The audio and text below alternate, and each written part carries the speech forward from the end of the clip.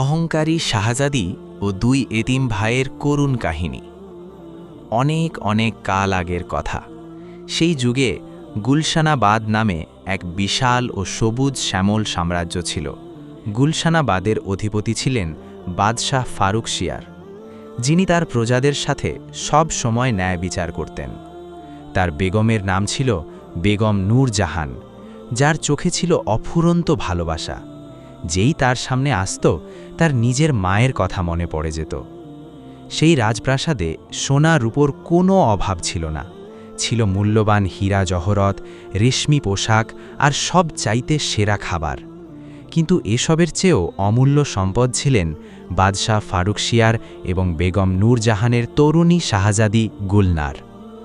18 বছর বয়সেই এই শাহজাদির চোখ দুটি ছিল কালো হরিণের মতো গভীর ও মায়াবী। অন্যের কষ্ট দেখলে যাতে মুহূর্তেই জল আসত। তার কপালে এমন এক নূর ছিল যা মশালের আলোকেও হার মানাত। তার ঘন কালো চুল যখন বাতাসে উড়ত, মনে হতো রাতের অন্ধকার যেন তার সাথেই খেলা করছে। তার কণ্ঠস্বরে ছিল এমন এক মধুরতা যা শ্রোতার হৃদয়ে গেঁথে যেত। তবে গুলনারকে অন্য সব শাহজাদির চেয়ে আলাদা করেছিল তার ঐশ্বরিক জাদু। এই জাদু তিনি কারোর কাছ থেকে শেখেননি। এটি ছিল আল্লাহর এক বিশেষ নেয়ামত যা গুলনার জন্মের সময়ে পেয়েছিলেন। প্রাসাদের সবচাইতে বয়োজ্যেষ্ঠ রাজবৈদ্য হাকিম রহমতুল্লাহ গুলনারের জন্মের রাতে বলেছিলেন যে এই শিশুটির ওপর আল্লাহর বিশেষ রহমত আছে। তার আঙুলে এমন এক শক্তি আছে যা সময় হলে বিকশিত হবে। তবে সেই সাথে বৃদ্ধ হাকিম একটি গভীর সতর্ক বার্তাও দিয়েছিলেন। এই কন্যার জাদুর জন্য সবচাইতে বড় বিপদ হল তার নিজের রাগ। শাহজাদি যখন রাগান্বিত হবেন, তখন তার হাতের মাধ্যমে যা ঘটবে তা মনের কোনো ইচ্ছার আগেই হয়ে যাবে। তাই তাকে রাগ থেকে সব সময় দূরে রাখবেন। বাদশাহ ফারুক শিয়ার একজন বাবা হিসাবে তার মেয়েকে পৃথিবীর সব নেয়ামত দিয়েছিলেন, কিন্তু তার সবচাইতে বড় উপদেশ ছিল, মা গুলনার, রাগ থেকে বেঁচে থেকো। তোমার রাগ তোমার চেয়েও অনেক বেশি শক্তিশালী। গুলনার সব সময় বাবার এই কথা মেনে চলতেন। তিনি স্বভাবগতভাবেই এত নরম মনের ছিলেন যে কোনো গরিবের কষ্ট দেখলে তার চোখ ভিজে যেত। কোনো আহত পশুকে দেখলে তিনি থমকে দাঁড়াতেন। তার মনে কারও প্রতি কোনো বিদ্বেষ ছিল না। কিন্তু ভাগ্যের এক অদ্ভুত অভ্যাস আছে। সে যে দিনটির প্রস্তুতির জন্য সবচাইতে বেশি সময় নেয়, সেই দিনটিতেই মানুষ সবচাইতে কম প্রস্তুত থাকে। সেদিন সকালে গুলশানাবাদের রাজপ্রাসাদে এক অদ্ভুত ও নিস্তব্ধ অস্থিরতা ছড়িয়ে পড়েছিল। প্রাসাদের দেওয়াল আর সোনার ছাদ আগের মতোই ছিল, কিন্তু প্রাসাদের ভেতরের সেই চিরচেনা দীপ্তি যেন কোথাও নিভে গিয়েছিল। বাদশাহ ফারুক শিয়ার বেশ কয়েকদিন ধরে অসুস্থ হয়ে শয্যাশায়ী ছিলেন। তার জ্বর কিছুতেই কমছিল না। চেহারা ফ্যাকাশে হয়ে গিয়েছিল এবং চোখের সেই তেজ ঝাপসা হয়ে এসেছিল। হাকিম রহমতুল্লাহ অনেক ওষুধ প্রয়োগ করলেও কোনো ফল মিলছিল না। বেগম নূরজাহান রাতে ঘুমাতে পারতেন না।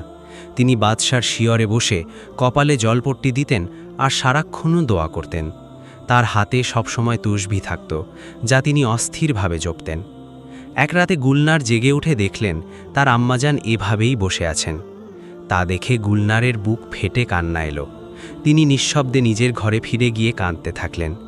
পরদিন সকালে যখন হাকিম রহমতুল্লাহ বেগম নূরজাহানকে একপাশে ডেকে কথা বললেন, তখন বেগমের চেহারার দুশ্চিন্তা আরও গভীর হল। হাকিম নিচু স্বরে বললেন, বেগম সাহেবা, কেবল একটি ওষুধই বাদশাকে সুস্থ করতে পারে। তার নাম হল সবজ এ সাফিয়া ভেষজ। এই গাছটি গুলশানাবাদের সেই ঘন জঙ্গলে পাওয়া যায়, যা পূর্ব দিকে অবস্থিত। সেখানে একটি ছোট ঝর্ণার পাশে একটি পাহাড় আছে এবং সেই পাহাড়ের পাদদেশেই এই লতাটি জন্মায়। আমি কেবল রাজকুমারী গুলনারকেই এই গাছটি চিনতে শিখিয়েছি। একমাত্র তিনিই এটি শনাক্ত করতে পারবেন। বেগম নূরজাহানের বুক কেঁপে উঠল। একা মেয়ে, অত ঘন জঙ্গল, এটি কিভাবে সম্ভব? তিনি জিজ্ঞেস করলেন, আর কি কোনো উপায় নেই? হাকিম মাথা নেড়ে বললেন, বেগম সাহেবা, সময় খুব কম। গুলনার দরজার আড়ালে দাঁড়িয়ে সব কথা শুনছিলেন। তিনি এক মুহূর্তের জন্য চোখ বন্ধ করলেন, তারপর আব্বাজানের ঘরে গিয়ে তাকে দেখলেন। বাদশাহ ফারুক শিয়ার বিছানায় শুয়েছিলেন। তার শ্বাসপ্রশ্বাস ছিল দ্রুত আর কপালে ঘামের ফোঁটা জমেছিল। গুলনার আলতো করে তার পাশে বসলেন এবং তার হাতটি নিজের হাতের মুঠোয় নিলেন। বাদশাহ চোখ খুলে মেয়েকে দেখে ঠোঁটে এক চিলটে দুর্বল হাসি ফুটিয়ে বললেন, গুলনার বেটি। বাবার কণ্ঠে এতটাই ক্লান্তি ছিল যে গুলনারের মন ভেঙে গেল। তিনি 2 হাতে বাবার হাত চেপে ধরে বললেন, আব্বাজান, আপনি চিন্তা করবেন না, আমি আপনার জন্য ওষুধ নিয়ে আসব।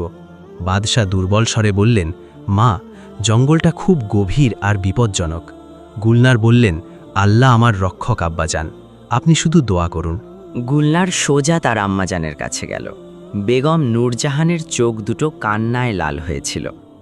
তিনি গুলনারকে দেখেই বুঝে ফেললেন যে সে সব শুনে নিয়েছে। গুলনার তার আম্মাজানের হাত নিজের হাতের মুঠোয় নিয়ে বলল, আম্মাজান, আমায় যেতে দিন। আব্বাজানের এই কষ্ট আমি আর সইতে পারছি না।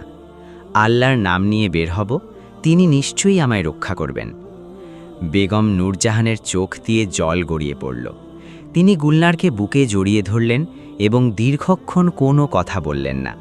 কেবল তার হাত দুটি মেয়ের পিঠে বুলিয়ে দিচ্ছিলেন, যেন তিনি অনুভব করতে চাইছিলেন তার কলিজার টুকরোকে, তার শরীরের উষ্ণতা, তার নিঃশ্বাস। তারপর অতি ধীর স্বরে বললেন, যা বেটি, আল্লাহ তোকে রক্ষা করুন, কিন্তু সূর্য ডোবার আগেই ফিরে আসিস। গুলনার কাঁধে একটি ছোট ঝোলা ঝুলিয়ে নিল, যেখানে জড়িবুটিগুলো রাখা যাবে। প্রাসাদ থেকে বের হবার সময় সে একবার পেছন ফিরে নিজের ঘরটিকে দেখল। ভোরের হালকা কুয়াশায় প্রাসাদের উঁচু মিনারগুলো আধা ঢাকা পড়েছিল। পাথরের সেই বিশাল দেওয়ালগুলোর ভেতরেই সে তার সারাটি জীবন কাটিয়েছে। প্রাসাদের সিংহদ্বারে বেগম নূরজাহান দাঁড়িয়েছিলেন, তার 2 হাত আকাশের দিকে তোলা, আর ঠোঁট দুটি নড়ছিল প্রার্থনায়। গুলনারও এক মুহূর্তের জন্য চোখ বন্ধ করে মনে মনে বলল, হে আল্লাহ, আমার আব্বাজানকে শেফা দান করো, আমায় এই কাজে কামিয়াবি দাও। ওই জঙ্গলে তুমিই আমার হাফেজ হও, তুমিই আমার একমাত্র সহায়। তারপর সে কদম বাড়াল। জঙ্গলের পথটি শুরু হতো শহরের শেষ গলি থেকে। সেই গলি দিয়ে হাঁটার সময় গুলনারের পুরনো সব স্মৃতি মনে পড়ে যাচ্ছিল। ছোটবেলায় সে তার দাইমায়ের সাথে এই গলি দিয়ে আসত। তখন এই গলি বাজার সদায়ের শোরগোলে অনুখরিত থাকত। থালা বাসন বিক্রেতাদের হাঁকডাক শোনা যেত সকাল থেকে সন্ধে পর্যন্ত। মিষ্টির দোকান থেকে ভেসে আসা ঘ্রাণ ম ম করত চারপাশে। শিশুদের হাসি আর দৌড়ঝাঁপ থাকত সব সময়। আজ সেই পুরনো কোলাহল কোথায়? আজ গলিটি একদম নিস্তব্ধ। সকালের শুরুর দিক হওয়ায় বাজার তখনও খোলেনি। এই নীরবতায় গুলনারের পায়ের শব্দ যেন আরও গম্ভীর শোনাচ্ছিল। গলির শেষে যখন সে জঙ্গলের সীমান্তে পৌঁছল, সে একবার আকাশের দিকে তাকালো। আকাশ ছিল পরিষ্কার। ভোরের প্রথম প্রহরে এক হালকা সোনালি আলো ছড়িয়ে পড়েছিল চারিদিকে। গুলনার একটি দীর্ঘ শ্বাস নিল এবং বনের ভেতরে পা রাখল। জঙ্গলে প্রথম কদম রাখতেই পরিবেশ পাল্টে গেল। বাইরে থেকে যে জঙ্গল ঘন সবুজ আর শান্ত মনে হচ্ছিল, ভেতরে তা একদম আলাদা। বিশাল বিশাল গাছের ঘন ডালপালা আকাশকে ঢেকে রেখেছে। সূর্যের আলো চিঁড়ে চিঁড়ে নিচে আসছিল, যেন কোনো মোটা কাপড়ের ভেতর দিয়ে ছেঁকে আলো আসছে। পাতার মর্মর শব্দে এক অদ্ভুত কথা লুকিয়েছিল, যা কখনো তীব্র হতো, আবার কখনো হঠাৎ থেমে যেত। দূরে কোনো একটি পাখি ডাকছিল, আর তার কণ্ঠস্বর এই নিস্তব্ধতায় অনেক দূর পর্যন্ত প্রতিধ্বনিত হচ্ছিল, যেন সে কাউকে খুঁজছে। গুলনার থমকে দাঁড়ালো। সে খুব মনোযোগ দিয়ে দেখল যে বুলবুলটির ডান দিকের একটি ডানায় ক্ষত রয়েছে এবং ঠোঁটের কোণে জমাট বাঁধা রক্তের হালকা দাগ। গুলনারের মন মমতায় গলে গেল। সে খুব ধীর পায়ে গাছটির দিকে এগিয়ে গেল এবং যেই না নিজের হাত বাড়িয়ে দিল, বুলবুলটি ভয় না পেয়ে বরং নিজেই হেঁটে গুলনারের আঙুলের উপর এসে বসল। বুলবুলের সেই ছোট্ট চোখ দুটি গুলনারের দিকে অপলক তাকিয়েছিল। সে চোখের চাউনিতে ছিল এক অদ্ভুত গভীরতা। গুলনার তার ডানাটি ভালো করে পরখ করল এবং নিজের থলে থেকে একটি নরম ছোট পাতা বের করল, যা ক্ষতের উপর লাগালে যন্ত্রণা উপশম হয়। সে খুব সাবধানে বুলবুলের জখম হওয়া ডানায় সেটি লাগিয়ে দিল। বুলবুলটি একবার তার ঘাড় হেলালো, যেন সে কৃতজ্ঞতা জানাচ্ছে। গুলনার হেসে বলল, যাও পাখি, উড়ে যাও নিজের বাসায়। কিন্তু বুলবুলটি উড়ল না। সে গুলনারের আঙুল থেকে হেঁটে তার কাঁধের উপর এসে বসল। গুলনার অবাক হয়ে তাকে দেখল এবং মনে মনে এক বিশেষ অনুভূতি অনুভব করল। হয়তো আল্লাহ এই বুলবুলটিকেই তার সঙ্গী হিসাবে পাঠিয়েছেন। গুলনার সামনে এগোতে থাকল, আর বুলবুলটি তার কাঁধেই বসে রইল। কখনো সে উড়ে গিয়ে সামনে যেত, আবার ফিরে এসে কাঁধে বসত, ঠিক যেন পথ দেখাচ্ছিল। এক জায়গায় বুলবুলটি একটি পাথরের কাছে গিয়ে এক বিশেষ স্বরে ডাক দিল, আর গুলনার বুঝতে পারল যে পথটি বাম দিকে। সে বাম দিকে মোড় নিল এবং সত্যি কিছু দূর যাওয়ার পর পানির কুলকুল শব্দ শোনা গেল। যখন গুলনার জঙ্গলের আরও গভীরে পৌঁছালো, তখন সে এক অস্পষ্ট শব্দ শুনতে পেল, কারো কথা বলার আওয়াজ। নিচু স্বরে কিন্তু স্পষ্ট শোনা যাচ্ছিল। দুটি আলাদা আলাদা কণ্ঠস্বর, একটি গম্ভীর ও শান্ত, অন্যটি কিছুটা নরম ও বিষণ্ণ। গুলনার নিজের শ্বাসপ্রশ্বাস চেপে ধরল এবং অত্যন্ত সতর্কতার সাথে সে শব্দের দিকে এগিয়ে গেল। একটি মোটা পুরনো গাছের আড়াল থেকে উকি দিতেই তার বুকটা একটু ভারী হয়ে উঠল। দুটি যুবক ছেলে একটি পাথরের পাশে বসেছিল। একজনের বয়স আনুমানিক 22 বছর আর অন্যজনের 20। দুজনেরই পরনের কাপড় পুরনো, জায়গায় জায়গায় তালি দেওয়া। পায়ে যে জুতো জোড়া ছিল তা এতই জরাজীর্ণ যে তাকে জুতো বলাও কঠিন। দুজনের চেহারাতেই ক্লান্তির এমন রেখা ফুটেছিল যা বলে দিচ্ছিল যে এই ক্লান্তি শুধু একদিনের নয়, বরং বহু বছরের। কাপড় পুরনো হলেও ছিল পরিষ্কার, ঠিক যেন চরম দারিদ্র্যের মাঝেও আত্মসম্মানটুকু টিকে আছে। বড় ছেলেটির হাতে এক টুকরো শুকনো রুটি ছিল, যা সে ছোটজনের দিকে বাড়িয়ে দিল। ছোটজন হাত নেড়ে মানা করল। বড়জন বলল, হামজা, কতক্ষণ এভাবে থাকবি ভাই? রুটিটা খেয়ে নে, আল্লাহর ওপর ভরসা রাখ। গাছের আড়াল থেকে গুলনার সব শুনছিল। তার হৃদয়ে এক অদ্ভুত ব্যথা মোচড় দিয়ে উঠল, যা সে নিজেও বুঝতে পারছিল না। এরা দুজনে যে এতিম তা তাদের কথা থেকেই পরিষ্কার বোঝা যাচ্ছিল। এদের মাথার ওপর জন্মদাতা বাবা মায়ের ছায়া নেই, কিন্তু দুজন দয়ালু বৃদ্ধ মানুষ আছেন যারা এদের নিজের সন্তানের মতো আগলে রেখেছেন। ওই দুই বৃদ্ধ মানুষের সেবা করার জন্যই এই দুই তরুণ এই গহীন অরণ্যে এসেছে। দুজনের চোখেই এক গভীর শূন্যতা ছিল। সেই শূন্যতা যা কেবল তাদের চোখেই থাকে যাদের মাথার উপর জন্মদাতা বাবা মায়ের ছায়া নেই। কিন্তু সেই খালিপন বা রিক্ততার পাশাপাশি আলতামাসের চোখে ছিল এমন এক ধৈর্য যা হার মানতে জানত না, এক অদ্ভুত আভিজাত্য যা চরম দারিদ্র্যের মাঝেও মাথা নত করতে অস্বীকার করে। ঠিক তখনই গুলনারের কাঁধে বসা বুলবুলটি একটি তীক্ষ্ণ স্বরে ডাক দিল।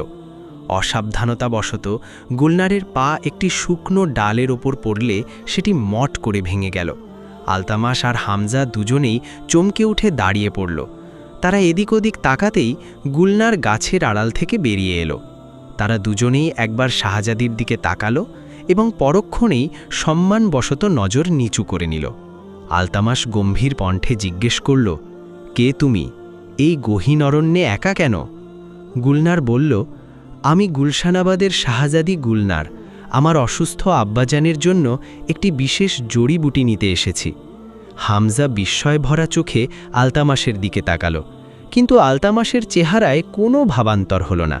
না ছিল খুব বিস্ময়, না খুব কৌতূহল। সে শুধু বলল, শাহজাদি, এই জঙ্গল অত্যন্ত দুর্গম, আপনার একা আসা ঠিক হয়নি।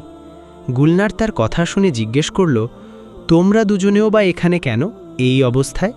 হামজা উত্তর দিল। সে জানালো যে তারা দুজনেই এতিম। ছোটবেলায় মা অসুখে মারা গেছেন আর বাবা কাজে গিয়ে আর ফিরে আসেননি।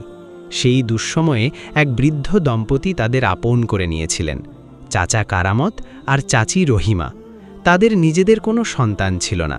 একদিন চাচা কারামত একটি ভাঙা গাছের নিচে এই দুই ভাইকে কাঁদতে দেখে হাত বাড়িয়ে দিয়েছিলেন। তখন থেকে তারা তাদের কাছেই বড় হয়েছে। চাচার বয়স এখন 70 পার হয়েছে আর চাচি 65 ছুঁই ছুঁই। দুজনেই বার্ধক্যের ভারে নুব্জ ও দুর্বল।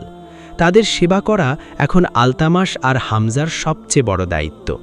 আর সেই সংসারের হাল ধরতেই তারা এই জঙ্গলে এসেছিল। কেউ বলেছিল এখানে দুর্লভ জড়িবুটি পাওয়া যায় যা বাজারে ভালো দামে বিক্রি হয়, কিন্তু তারা পথ হারিয়ে ফেলেছে। গুলনার সব শুনে কিছুক্ষণ দুজনকে খুব মনোযোগ দিয়ে দেখল। হামজার চোখে ছিল এক সরল বিষাদ আর আলতামসের চোখে ছিল সেই কঠোর ধৈর্য। তার পিঠ একদম সোজা, চিবুক উন্নত। দরিদ্র হলেও সে যেন মাথা নত করতে জানে না। কারো সামনে হাত পাতা যেন তার ধাতে নেই। আর এই একটি গুণই গুলনারের মনে এমন এক গভীর রেখাপাত করল যা সে নিজেও তখন পুরোপুরি বুঝতে পারল না। গুলনার বলল, ঠিক আছে, যদি তোমরা আমাকে সেই পাহাড় পর্যন্ত পৌঁছেতে সাহায্য করো যেখানে ওই জড়িবুটি পাওয়া যায়, তবে আমি তোমাদের প্রাসাদে রাজকীয় খাবার আর 2 দিনের বিশ্রামের ব্যবস্থা করব। হামজার সাথে সাথে রাজি হয়ে গেল এবং তার মুখে স্বস্তির হাসি ফুটে উঠল। আলতামাস এক মুহূর্ত হামজার দিকে তাকিয়ে গুলনারকে বলল, ঠিক আছে, কিন্তু কেবল পাহাড় পর্যন্তই। এই কথাটি গুলনারের মনে বিধে গেল, কেবল পাহাড় পর্যন্তই। যেন সে বলতে চাইল তার কারও উপকারের প্রয়োজন নেই, শাহজাদির দয়াও যেন তার কাছে পাহাড়ের চেয়েও ভারী বোঝা। গুলনার কিছু বলল না। এরপর তিনজন চলতে শুরু করল। গুলনার আগে আগে, তার কাঁধে বুলবুল আর পেছনে আলতামাস আর হামজা। হামজা হাঁটতে হাঁটতে কথা বলতে থাকল। সে শোনালো চাচা কারামত কত নেক মানুষ ছিলেন, কিভাবে তাদের রাস্তা থেকে তুলে আনলেন, কিভাবে চাচি রহিমা রাতে কোলে নিয়ে পুরনো দিনের গল্প শোনাতেন। সে আরও বলল যে চাচা কারামত সবসময় একটা কথাই শিখিয়েছেন, বেটারা, আল্লাহর উপর ভরসা রেখো। সততা আর পরিশ্রমের ফল কখনো বৃথা যায় না। হামজা এসব কথা বলছিল আর তার কণ্ঠে ছিল ওই দুই বৃদ্ধ মানুষের প্রতি অগাধ ভালোবাসা। আলতামাস নিঃশব্দে হাঁটছিল। গুলনার একবার তার দিকে তাকালো। আলতামাসের চোখে এক মুহূর্তের জন্য যেন একটা পুরনো স্মৃতি খেলে গেল। হামজার কথাগুলো তার ভেতরে এমন কিছু জাগিয়ে তুলছিল যা সে সচরাচর প্রকাশ হতে দেয় না, কিন্তু পরক্ষণেই সে তা মনের গভীরে চেপে রাখল। রাস্তায় একটি পুরনো কুয়ো পড়ল। কুয়োর পানি ছিল একদম ঠান্ডা আর স্বচ্ছ। গুলনার থামল। সে তার ঝোলা থেকে একটি পাত্র বের করে পানি খেল। তারপর পাত্রটি হামজার দিকে বাড়িয়ে দিল। হামজা শুকরিয়া জানিয়ে পানি পান করল। গুলনার পাত্রটি আলতামাসের দিকে বাড়িয়ে ধরল। আলতামাস হাত দিয়ে ইশারা করে বলল, শুকরিয়া, আমার তৃষ্ণা নেই। গুলনার এক পলক তার দিকে তাকালো। তার ইচ্ছে হলো কিছু একটা বলে, কিন্তু শেষ পর্যন্ত সে কিছুই বলল না। সে পাত্রটি ভেতরে রেখে আবার সামনে এগিয়ে চলল। কিছু দূর যাওয়ার পর বুলবুলটি একটি বিশেষ স্বরে ডাক দিল এবং বাঁ দিকে উড়ে গেল। গুলনার তাকে অনুসরণ করল।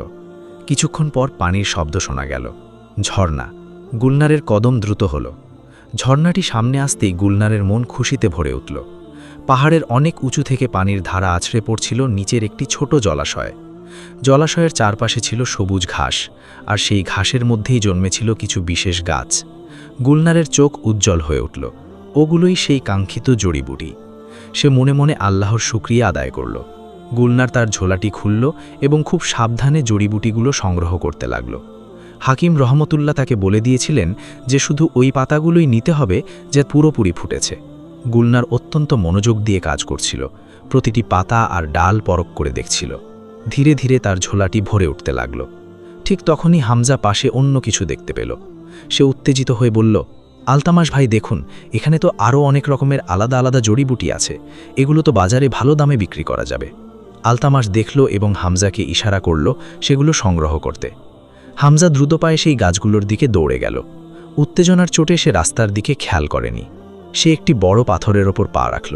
পাথরটি ছিল ঢালু জায়গায় এবং ঝর্ণার পানিতে ভিজে পিচ্ছিল হয়েছিল। হামজার পা পিছলে গেল। সে সামলে নেওয়ার চেষ্টা করলেও কিন্তু ভারসাম্য হারিয়ে ফেলল। তার পায়ের নিচ থেকে একটি ভারী পাথর সরে গিয়ে নিচের দিকে গড়িয়ে গেল। পাথরটি সরাসরি গিয়ে পড়ল সেই জায়গায় যেখানে গুলনারের এত কষ্ট করে জমানো জড়িবুটিগুলো রাখা ছিল।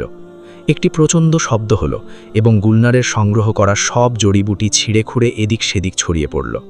কিছু জড়িবুটি পাথরের নিচে পিষ্ট হলো আর কিছু ঝর্ণার পানির তোড়ে ভেসে গেল। গুলনার মাথা তুলে তাকালো, যা দেখল তাতে তার পায়ের নিচ থেকে মাটি সরে যাওয়ার উপক্রম হলো। তার সব পরিশ্রম, তার আব্বাজানের একমাত্র ওষুধ, তার সেই শয্যাশায়ী মুখ, বেগম নূরজাহানের দোয়ার জন্য তোলা হাত, সব কিছু এক নিমেষে চোখের সামনে ভেসে উঠল। হামজা ভয়ে কুঁকড়ে দাঁড়িয়েছিল। তার চেহারায় ছিল অকৃত্রিম অনুশোচনা। সে বারবার বলতে লাগল, শাহজাদি, আমায় মাফ করে দিন, আমার কোনো কুমতলব ছিল না, ভুল করে এমনটা হয়ে গেছে। গুলনার প্রথমে হামজার দিকে তাকালো, তারপর আলতামাসের দিকে। আলতামাস কিছুটা দূরে দাঁড়িয়েছিল। তার চেহারার অভিব্যক্তি এমন ছিল যেন সে বলতে চাইছে, এমন তো হয়েই থাকে, যেন এই ঘটনায় তার খুব একটা কিছু যায় আসে না। শাহজাদির এতক্ষণের পরিশ্রম এবং তার আব্বাজানের কষ্ট তার কাছে যেন কোনো বড় ব্যাপারই ছিল না। গুলনারের ভেতরটা মুহূর্তেই ভেঙে চুরমার হয়ে গেল। সে ক্লান্ত ছিল। সেই ভোর থেকে হাঁটছিল, তার আব্বাজান মৃত্যুশয্যায়, আর তার একমাত্র প্রাণ রক্ষাকারী ওষুধটি চোখের সামনে বরবাদ হয়ে গেল। সে নিজের জীবন বাজি রেখে এই গহীন জঙ্গলে এসেছিল শুধু এই দিনটির জন্য। আর এই সব কিছুর ওপর আলতামাসের এই উদাসীনতা, এই অবহেলা এবং তার সেই পাথুরে মেজাজ গুলনারের ভেতরের সবটুকু সহ্য ক্ষমতা কেড়ে নিল।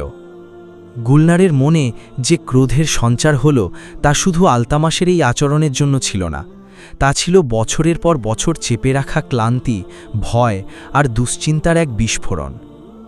গুলনার নিজেকে আটকানোর চেষ্টা করেছিল। তার মনের কোণে আব্বাজানের সেই শান্ত কণ্ঠস্বর প্রতিধ্বনিত হচ্ছিল, বেটি, রাগ থেকে বেঁচে থেকো। বেগম নূরজাহানের মুখচ্ছবি চোখের সামনে ভেসে উঠল। হাকিম রাহমাতুল্লার সেই সতর্কবাণী কানে বাজল, কিন্তু রাগের সেই প্রলয়ঙ্করী জোয়ার তখন আর কারও কথা শুনল না।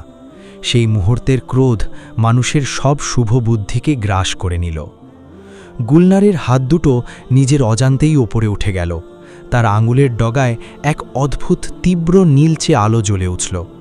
তার চোখ দুটো এক পলকের জন্য বন্ধ হয়ে আবার খুলে গেল।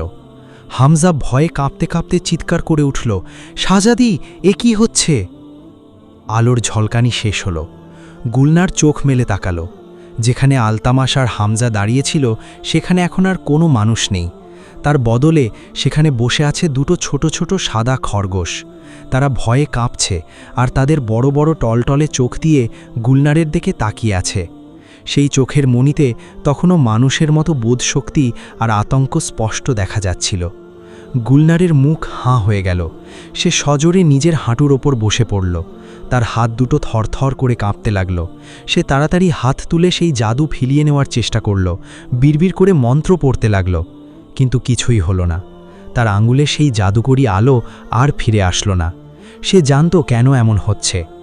যখন কোনো জাদু প্রচণ্ড রাগের মাথায় করা হয় তখন তাকে পাল্টানোর জন্য হৃদয়ের গভীর প্রশান্তি আর একদম খাঁটি নিয়াত প্রয়োজন হয়। অথচ এই মুহূর্তে তার হৃদয় ছিল এক অশান্ত আগ্নেয়গিরি। গুলনারের হাঁটু দুটি মাটির ওপর লুটিয়ে পড়ল। দুই হাত আকাশের দিকে তুলে সে ডুকরে কেঁদে উঠল। চোখের জল গড়িয়ে পড়তে লাগল তার গাল বেয়ে। সে আর্তনাদ করে বলল, ইয়া আল্লাহ, আমার দ্বারা অনেক বড় ভুল হয়ে গেল। আমার রাগ আমার ওপর চেপে বসেছিল আর আমি এই দুই নিষ্পাপ মানুষের সাথে কি করে ফেললাম। ইয়া আল্লাহ, আলতামাস আর হামজা নির্দোষ। এদের জীবন এভাবে ধ্বংস করো না। এরা তো তাদের বৃদ্ধ চাচা কারামত আর চাচি রহিমার সেবা করার জন্য এখানে এসেছিল। ওই দুই বৃদ্ধ মানুষের কি হবে যখন এরা আর ফিরে যাবে না? ইয়া আল্লাহ, আমাকে মাফ করো। আমায় সেই শক্তি দাও যাতে আমি এদের আবার মানুষ বানাতে পারি। আমায় পথ দেখাও। তুমিই তো পরম দয়ালু, তুমিই তো বান্দার গুনাহ মাফ করো। খরগোশ দুটি ধীরে ধীরে গুলনারের কাছে এগিয়ে এলো এবং তার সামনে গিয়ে বসল। তাদের চোখে সেই আতঙ্ক তখনও ছিল, কিন্তু তারা গুলনারের পাশেই থমকে রইল, যেন তারা বুঝতে পারছিল যে এই মানুষটিই তাদের একমাত্র আশা। ঠিক তখনই গুলনারের কাঁধ থেকে উড়ে যাওয়া সেই বুলবুলটি ফিরে এলো এবং ঠিক সামনের একটি ডালে গিয়ে বসল। সে এক অদ্ভুত স্বরে ডাক দিল, এমন এক সুর যা দুঃখের মাঝেও আশার আলো দেখায়। যেন সে বলতে চাইছিল, ঘাবড়িও না, পথ ঠিকই পাওয়া যাবে। গুলনারের চোখের পানি থামার নাম নিচ্ছিল না। সে জঙ্গলের সেই ভেজা মাটিতে হাঁটু গেথে বসে রইল, যেখানে কিছুক্ষণ আগে দুটি জীবন্ত মানুষ দাঁড়িয়েছিল, আর এখন সেখানে বসে আছে দুটি অসহায় সাদা খরগোশ। গুলনার বারবার হাত তুলছিল জাদু ফিরিয়ে নেবার জন্য, কিন্তু তার আঙুলে সেই জাদু আসছিল না। সে জানত কেন আসছে না।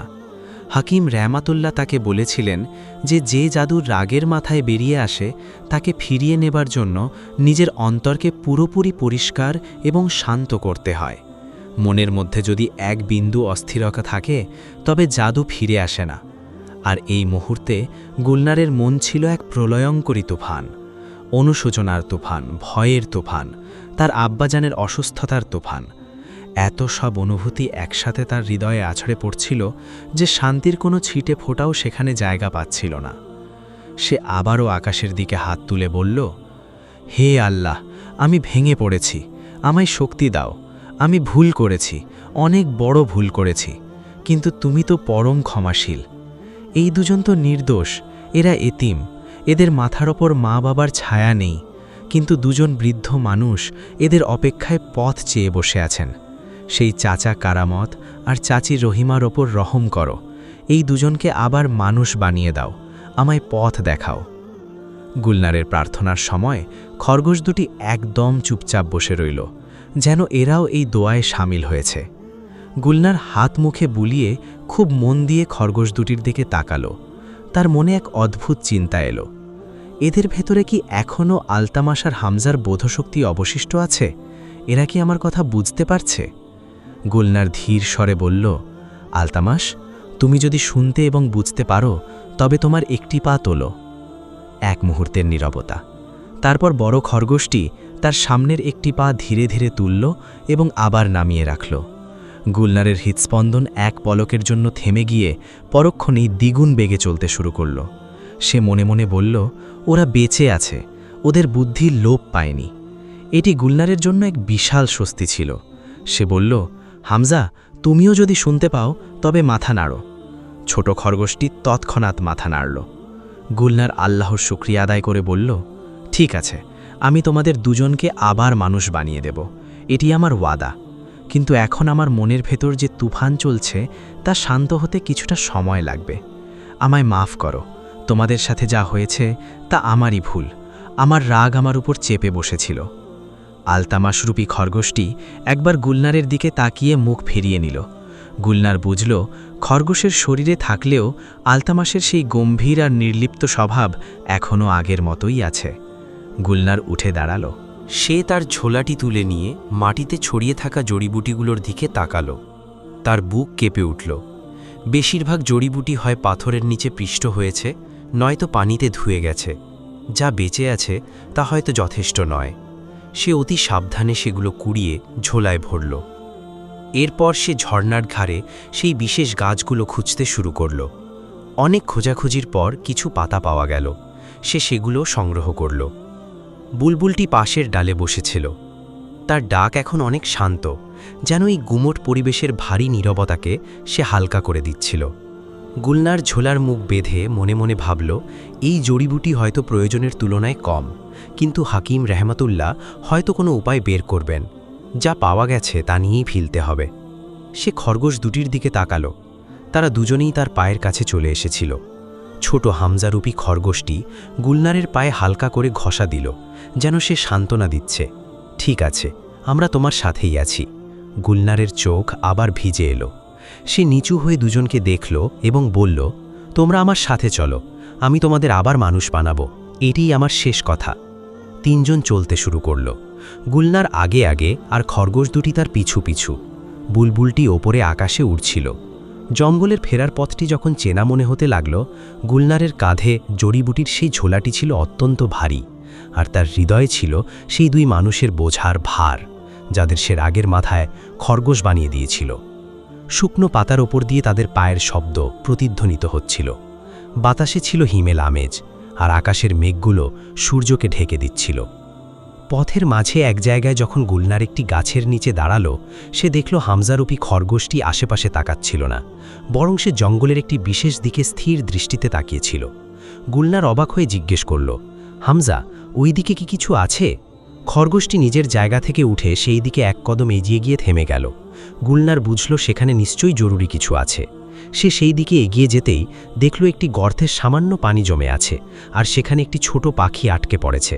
তার ডানা ভিজে যাওয়ায় সে উঠতে পারছিল না। গুলনার কোনো কিছু না ভেবেই আলতো করে পাখিটিকে তুলে নিয়ে হাতের তালুতে রেখে তার ভেজা ডানায় ফু দিতে লাগল। কিছুক্ষণ পর পাখিটি ডানা ঝাপটে উড়ে গেল। গুলনার খরগোশ দুটির দিকে তাকালো। হামজারূপী খরগোশের চোখে যেন এক পরম তৃপ্তির আভা দেখা দিল। গুলনারের মনে সেই ছেলেটির জন্য এক অদ্ভুত মায়া কাজ করছিল, যে খরগোশের শরীরে থেকেও অন্য কোনো প্রাণীর কষ্ট সহ্য করতে পারছে না। জঙ্গলের সীমানা যখন দেখা দিতে শুরু করল, গুলনার ভাবল, প্রাসাদে পৌঁছানোর আগেই এদের মানুষ করা জরুরি। সে আবার থামল এবং চোখ বন্ধ করে নিজের মনকে শান্ত করার চেষ্টা করল। সে আল্লাহর নাম নিল এবং সেই সময়ের কথা ভাবল যখন সে ফজরের নামাজের পর একদম হালকা অনুভব করে। ধীরে ধীরে তার মনের তুফান শান্ত হল। তার শ্বাস প্রশ্বাস গভীর হয়ে এলো। সে হাত তুলল। তার আঙুলের ডগা এক মৃদু আলো দেখা দিল। এই আলো আগের মতো হঠাৎ জ্বলে ওঠেনি, বরং ছিল ধীর ও কোমল। গুলনার দুই খরগোশের দিকে হাত বাড়িয়ে মনে মনে বলল, হে আল্লাহ, তোমার নামে। সেই সাদা ও নরম আলোটি ছড়িয়ে পড়ল, যা চোখের জন্য বেশ আরামদায়ক ছিল। গুলনারের শ্বাস যেন আটকে গেল। আলোটি ধীরে ধীরে মিলিয়ে এলো। আর যেখানে সেই 2 খরগোশ ছিল সেখানে এখন 2 যুবক দাঁড়িয়ে আছে, আলতামাস আর হামজা। তারা দুজনেই এক মুহূর্তের জন্য স্তব্ধ হয়ে রইল, যেন নিজেদের অস্তিত্বই বিশ্বাস করতে পারছিল না। হামজা প্রথমে তার হাত দেখল, তারপর পা, সবশেষে আকাশের দিকে তাকালো। তার চোখে জল ছিল। সে বলল, আলতামাস ভাই। হামজা আলতামাস ভাইকে দেখল। তার চেহারায় সর্বদা যে পাথরের মতো কঠোরতা থাকত তা এক মুহূর্তের জন্য ভেঙে চুরমার হয়ে গেল।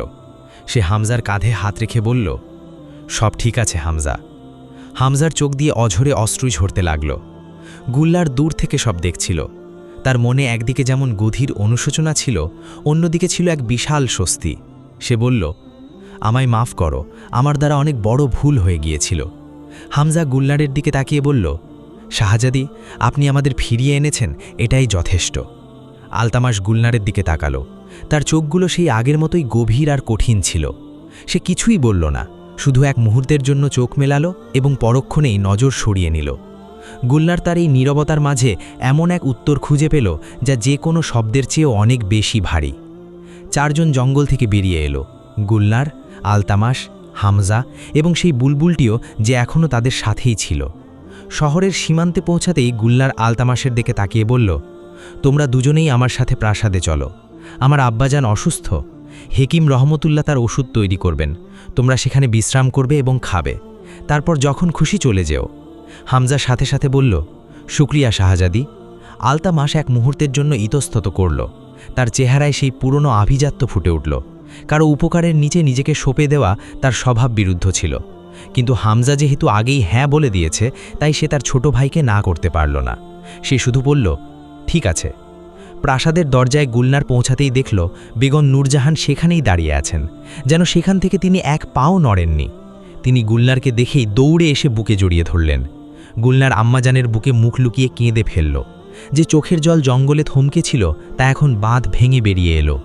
বেগম নূরজাহান পিঠ চাপড়ে দিয়ে বললেন, বেটি, বেটি, চলে এসেছিস, এখন সব ঠিক হয়ে যাবে। গুলনার বলল, আম্মাজান, ওষুধ নিয়ে এসেছি, কিন্তু পরিমাণে খুব সামান্য। বেগম নূরজাহান থলিটি দেখে বললেন, হেকিম দেখবেন, ভেতরে আয়। এরপর তিনি আলতামাস আর হামজার দিকে তাকালেন। গুলনার বলল, আম্মাজান, এই 2 যুবক খুব নেক মানুষ, জঙ্গলে দেখা হয়েছিল। এদের কেউ নেই, শুধু 2 জন বৃদ্ধ মানুষ আছে এদের জীবনে। আজ রাত এদের এখানেই থাকতে দিন। বেগম নূরজাহান দয়ালু ছিলেন। তিনি একবার 2 জনকে দেখে নিয়ে বললেন, এসো বেটারা, ঘরে কখনো জায়গার অভাব হয় না। হেকিম রহমতুল্লাহ জড়িবুটিগুলো দেখলেন। তিনি কপালে হাত দিয়ে কিছুক্ষণ ভাবলেন, তারপর বললেন, পরিমাণে কম, তবে 1 ডোজের জন্য যথেষ্ট। ইনশাআল্লাহ এই 1 ডোজই কাজ দেবে। তিনি ওষুধ তৈরি করতে শুরু করলেন। গুলনার তার আব্বাজানের ঘরে গেল। বাদশাহ ফারুকশিয়ারের চোখ বন্ধ ছিল। গুলনার তার পাশে বসে তার হাতটি নিজের হাতের মুঠোয় নিল। বাদশাহ চোখ খুললেন। তিনি মেয়েকে দেখলেন। তার ঠোঁটে এক দুর্বল হাসি ফুটে উঠল। তিনি বললেন, এসেছিস বেটি? গুলনার বলল, হ্যাঁ আব্বাজান, এসেছি, ওষুধও আনলাম। আপনি খুব দ্রুত সুস্থ হয়ে যাবেন। বাদশাহ তার হাতটি হালকা চেপে ধরলেন এবং আবার চোখ বন্ধ করলেন। সিরাতে হেকিম রহমতুল্লাহ বাদশাকে ওষুধ দিলেন। সারা রাত বেগম নূরজাহান এবং গুলনার তার পাশে বসে রইলেন। অনবরত দোয়া আর তাসবি পাঠ চলতে থাকল। রাতের শেষ প্রহরে বাদশার শ্বাস প্রশ্বাস স্বাভাবিক হল এবং তার গায়ের জ্বর নেমে গেল। হেকিম রহমতুল্লাহ নাড়ি পরীক্ষা করে বললেন, আল্লাহর শুক্রিয়া, ওষুধ কাজ করেছে। বেগম নূরজাহানের চোখ দিয়ে আনন্দের অশ্রু ঝরল। গুলনার সিজদায় লুটিয়ে পড়ে দীর্ঘক্ষণ দোয়া করল। পরদিন সকালে বাদশাহ ফারুকশিয়ারের শরীর অনেকটাই ভালো হলো। তিনি নিজে উঠে পানি চাইলেন। এটি দেখে প্রাসাদে যেন প্রাণ ফিরে এলো। গুলনারের চেহারায় অনেক দিন পর এক প্রশান্তি দেখা দিল। সেদিন সকালে যখন সে প্রাসাদের সেই ছোট্ট বাগানটিতে বসেছিল, যেখানে আম্মাজানের লাগানো ফুল ফুটেছিল, তখন সে আলতামাস ও হামজার কণ্ঠস্বর শুনতে পেল। তারা বাগানের অন্য প্রান্তে বসেছিল। হামজা নিচুর স্বরে বলছিল, আলতামাস ভাই, এখন আমাদের যাওয়া উচিত। চাচা কারামত আর চাচি রহিমা অপেক্ষা করছেন। 2 দিন হয়ে গেল তারা একা আছেন। আলতামাস বলল, হ্যাঁ, আজই চলে যাব। গুলনার এটি শুনে ফেলল। তার হৃদয়ে যেন একটা ধাক্কা লাগল। সে প্রথমবার উপলব্ধি করল যে এরা দুজনে সত্যিই চলে যাবার কথা ভাবছে। আর এই ভাবনার সাথে সাথে এক অদ্ভুত বিষণ্ণতা তার মনকে ঘিরে ধরল, যা সে নিজেও বুঝতে পারল না। দুপুরের আগে আলতামাস ও হামজা গুলনারের সামনে এলো। হামজা বলল, শাহজাদি, আমরা এখন বিদায় নিতে চাই। আপনার প্রতি আমাদের অনেক কৃতজ্ঞতা। আলতামাস শুধু বলল, শুক্রিয়া। গুলনার তাদের দুজনের দিকে তাকালো। সে বলল, ঠিক আছে, কিন্তু একটি কথা শোনো, তোমাদের চাচা কারামত ও চাচি রহিমা যেখানেই থাকুক না কেন তাদের এখানে নিয়ে এসো। প্রাসাদের কাছেই একটি ছোট বস্তি আছে, সেখানে থাকার জায়গা হতে পারে। বৃদ্ধ মানুষের কষ্ট হওয়া ঠিক নয়। হামজার চোখ উজ্জ্বল হয়ে উঠল। সে বলল, সত্যি বলছেন শাহজাদি? আলতামাস এক মুহূর্তের জন্য গুলনারের দিকে তাকালো। তার চোখে ছিল এক মৃদু বিস্ময়, এমন এক অভিব্যক্তি যা তার কঠোর চেহারায় খুব কমই দেখা যায়। তারপর সে নজর সরিয়ে নিয়ে বলল, আমরা ভেবে দেখব। দুজনে চলে গেল। গুলনার সেখানেই দাঁড়িয়ে রইল। বুলবুলটি উড়ে এসে পাশের একটি দেওয়ালে বসল। গুলনার তার দিকে তাকিয়ে বলল, কি দেখছো তুমি? বুলবুলটি তার ঘাড় একদিকে কাত করল, যেন সে বলতে চাইল, তুমি নিজেই জানো কি ঘটছে। গুলনার নজর সরিয়ে নিয়ে দূরে চলে যা থাকা আলতামাস ও হামজার দিকে তাকালো। দুজনেরই পিঠ ছিল তার দিকে। আলতামাসের পিঠ ছিল সোজা এবং তার কদম ছিল মজবুত। সে একবারের জন্যও পেছন ফিরে তাকালো না। 5 দিন পর প্রাসাদে সবকিছু স্বাভাবিক হয়ে গেল। বাদশাহ ফারুকশিয়ার পুরোপুরি সুস্থ হয়ে দরবারে বসতে শুরু করলেন। তার কণ্ঠে আগের সেই তেজ ফিরে এলো। বেগম নূরজাহানের মুখেও পুরনো হাসি ফিরে এলো। প্রাসাদ আবার প্রাণচঞ্চল হয়ে উঠল। কিন্তু গুলনারের মনে এক বিষণ্ণতা রয়ে গেল, যা সে লুকিয়ে রাখত। সে জানালার পাশে বসে বাইরে তাকিয়ে থাকত। মাঝে মধ্যে তার মনে হতো বাজারের দিক থেকে কোনো আওয়াজ আসছে, কখনো মনে হতো কারো পায়ের শব্দ যেন সেই পরিচিত শব্দের মতো। সে নিজেকে প্রশ্ন করত, এসব কি? আর নিজেই উত্তর দিত, কিছুই না। কিন্তু মনকে ফাঁকি দিতে সে জানত না। সেদিন সন্ধ্যায় বুলবুলটি তার ঘরে এলো এবং একটি বিশেষ স্বরে ডাকল। সেই ডাকটি ছিল পথ দেখানোর ডাক। গুলনার উঠল এবং বুলবুলের পিছু পিছু প্রাসাদের ওপর তলায় গেল। সেখান থেকে পুরো শহর দেখা যাচ্ছিল। বুলবুলটি উড়ে গিয়ে শহরের বাইরের সেই বস্তিটির দিকে ইঙ্গিত করল। গুলনার দেখল নিচ থেকে অনেক উঁচুতে থাকা সত্ত্বেও একটি বাড়ির সামনে বসে থাকা মানুষ দুটিকে চেনা যাচ্ছিল। আলতামাস আর হামজা ফিরে এসেছে এবং তাদের সাথে আরও 2 জন মানুষ ছিল, যারা খুব ধীর পায়ে হাঁটছিল, চাচা কারামত এবং চাচি রহিমা। গুলনারের হৃদয়ে এক প্রশান্তির উষ্ণতা ছড়িয়ে পড়ল। তার ঠোঁটে অনেক দিন পর এক চিলতে হাসি ফুটে উঠল। পরদিন গুলনার তার বিশেষ বান্ধবী নদীমাকে সেখানে পাঠালো। নদীমা ছিল বুদ্ধিমতী, চটপটে এবং গুলনারের একান্ত অনুগতা। তাকে ওই বস্তিতে পাঠানো হলো এটা দেখতে যে ওই 4 জন মানুষের থাকতে কোনো অসুবিধে হচ্ছে কিনা। নদীমা গেল এবং সন্ধ্যায় ফিরে এলো। সে জানালো যে চাচা কারামত আর চাচি রহিমা অত্যন্ত নেককার মানুষ। তাদের বাড়ি ছোট হলেও খুব পরিষ্কার। চাচা কারামতের চোখ দুটো দুর্বল হয়ে গেছে আর চাচি রহিমার হাঁটুতে ব্যথা। হামজা খুব মিশুক আর অল্পতেই হেসে ওঠে। কিন্তু আলতামাস, নদীমা এক মুহূর্ত থেমে বলল, আলতামাস কথা খুব কম বলে, কিন্তু যা করে তা নিপুণভাবে করে। সে নিজে ওই ছোট ঘরটির ভাঙা জানালা ঠিক করেছে, বাজার থেকে সদা নিয়ে এসেছে এবং নিজে গিয়ে হেকিমের কাছ থেকে চাচা কারামতের ওষুধ চেয়ে এনেছে। গুলনার সব শুনল এবং তার মনে আলতামাসের এক নতুন ছবি তৈরি হলো। এমন এক ছবি যে কথা বলে না কিন্তু কাজ করে। সে রাতে গুলনারের ঘুম এলো না। সে অনেকক্ষণ ছাদের দিকে তাকিয়ে রইল। বুলবুলটি তার জানালার পাশের ডালে ঘুমাচ্ছিল। চাঁদের আলো ঘরের ভেতর আসছিল। গুলনার নিজের মনকে নিজে জিজ্ঞেস করল যে তার মনে আসলে কি চলছে। আলতামাসের নাম শুনলেই কেন সে বিষণ্ণ হয়ে পড়ে? এই অস্থিরতাই বা কেন? সে নিজের মনকে শাসন করে বলল, এসব অনর্থক কথা। সে একজন এতিম গরিব ছেলে আর আমি শাহজাদি গুলনার, এমনটা ভাবাও ঠিক নয়। সে চোখ বন্ধ করে ফেলল, কিন্তু চোখ বন্ধ করলেই তো আর মনের দরজা বন্ধ হয় না। আরও 3 সপ্তাহ কেটে গেল। একদিন প্রাসাদে খবর এলো যে প্রতিবেশী সালতানাতের শাহজাদা রহমানের কাফেলা গুলশাবাদের দিকে রওনা দিয়েছে। বাদশাহ ফারুকশিয়ারের দরবারে খবর পৌঁছল যে শাহজাদা রহমান শাহজাদি গুলনারের জন্য বিয়ের প্রস্তাব নিয়ে আসতে চান। প্রাসাদে এই খবর আগুনের মতো ছড়িয়ে পড়ল। বেগম নূরজাহানের মুখ খুশিতে উজ্জ্বল হয়ে উঠল। সভাসদেরা মুবারকবাদ দিতে শুরু করলেন। বাদশাহ ফারুকশিয়ার বললেন, এটি ভালো খবর। 2 সালতানাত এক হলে উভয়েই শক্তিশালী হবে। গুলনারকে এই খবর নদীমা দিল।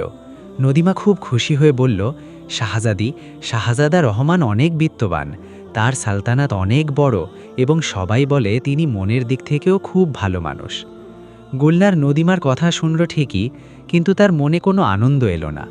সে জানালার কাছে গিয়ে বাইরের দিকে তাকালে। শহরের বাইরের সেই বস্তিটির দিকে যেখানে ওই 4 জন মানুষ থাকে, চাচা কারামত, চাচি রহিমা, হামজা আর আলতামাস। সেদিন সন্ধ্যায় গুলনার প্রাসাদ থেকে বেরোলো। নদীমা সাথে ছিল। সে ওই বস্তির দিকে গেল। এই প্রথমবার সে নিজে হেঁটে সেখানে যাচ্ছিল।